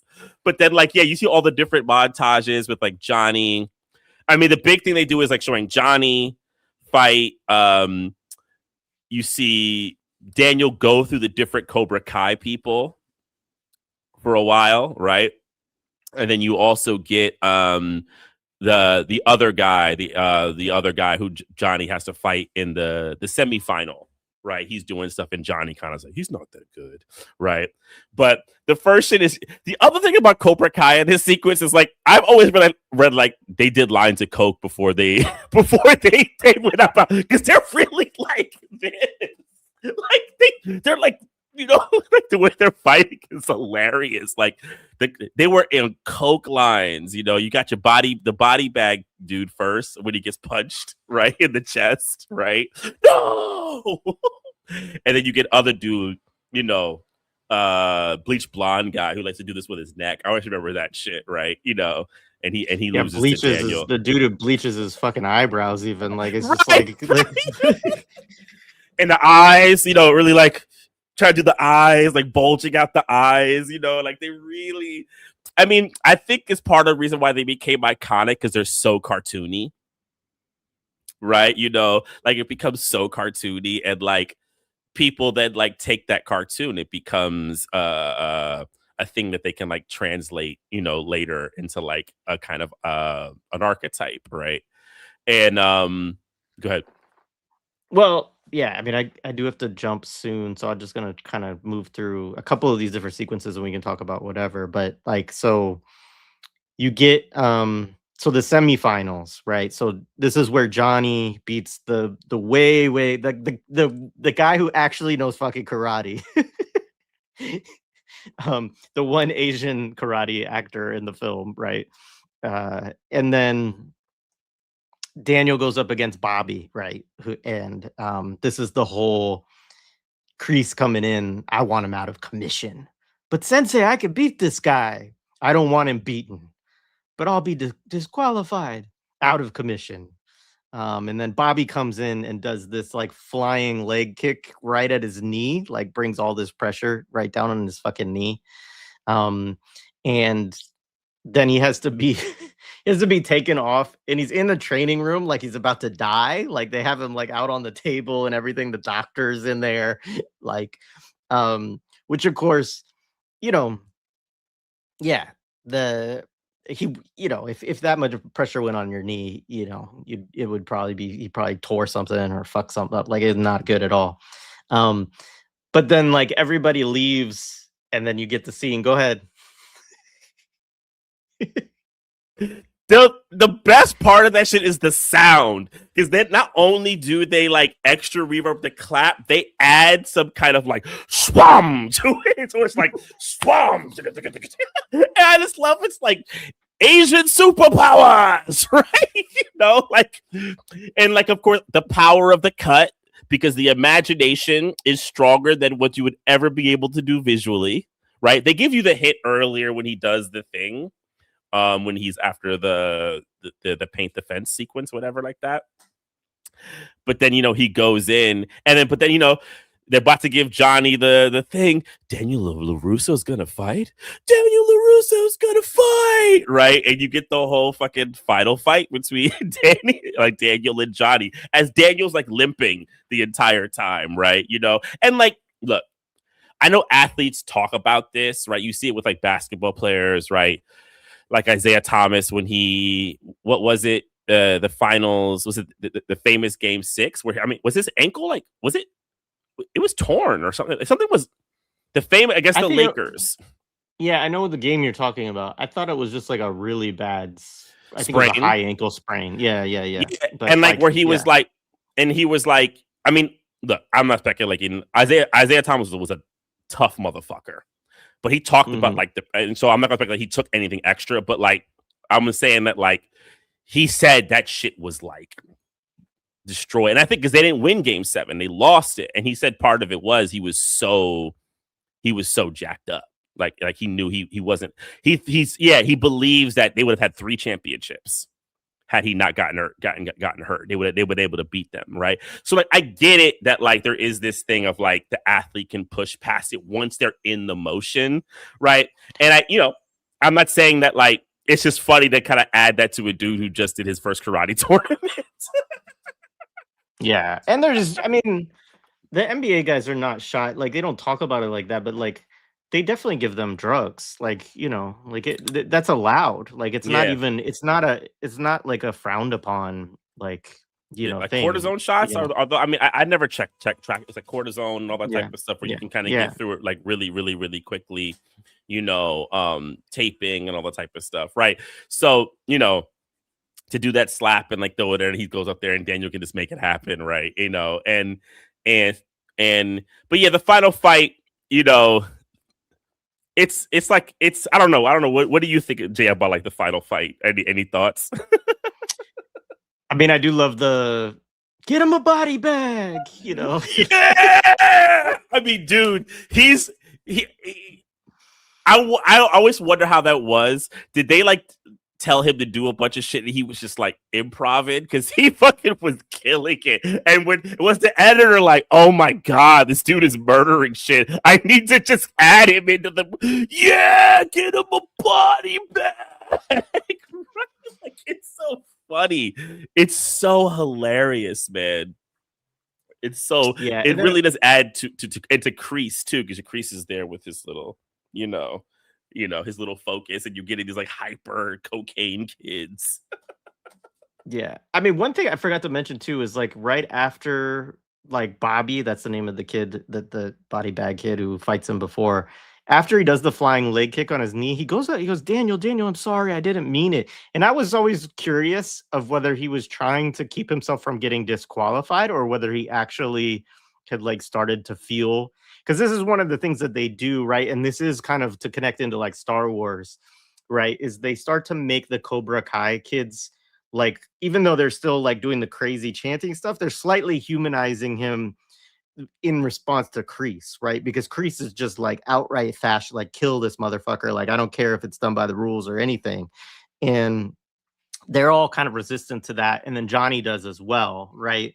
And so then that's, Daniel gets 2 points like right off the bat in this final, fight basically. And that's when they go to the sweep the leg, right? Shout out to Hangar 18, by the way. Wind and Breeze, Alaska. Right. I mean, I've also never really bought that Johnny would suddenly feel sympathy because Johnny was whipping his ass all the other times. Like, what was the evidence that he would suddenly get sympathy? It never really made sense to me. Bobby makes sense because Bobby from the beginning, right, like got that, right? Like when he goes to that, you see that with him, but Johnny suddenly having this revelation, right? That, oh, you know what? Maybe that would be a little bit too far. Bro, some of the shit you did, like kicking him in the face, right? It's not too far. Suddenly, like you're having a heart in the middle of a tournament. I don't know about all that, but it definitely is to make Crease the villain. And I think where it goes back down to teachers. I mean, to jump to the very, very, very end, is who's the last person you see? It's not Daniel, it's Miyagi.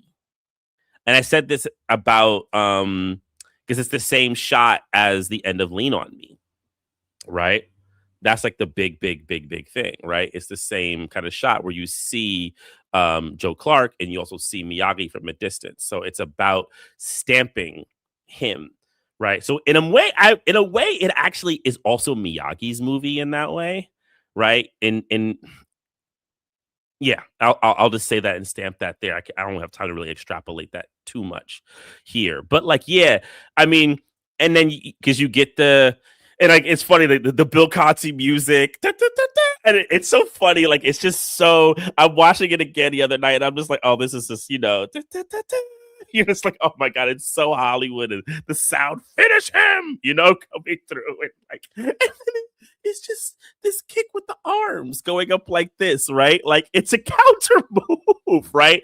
And the fact that Johnny, because like if you watch, like Johnny's hesitating, I'm like, homie, you're actually giving because part of counter kicks is actually they don't know you're about to fucking do it.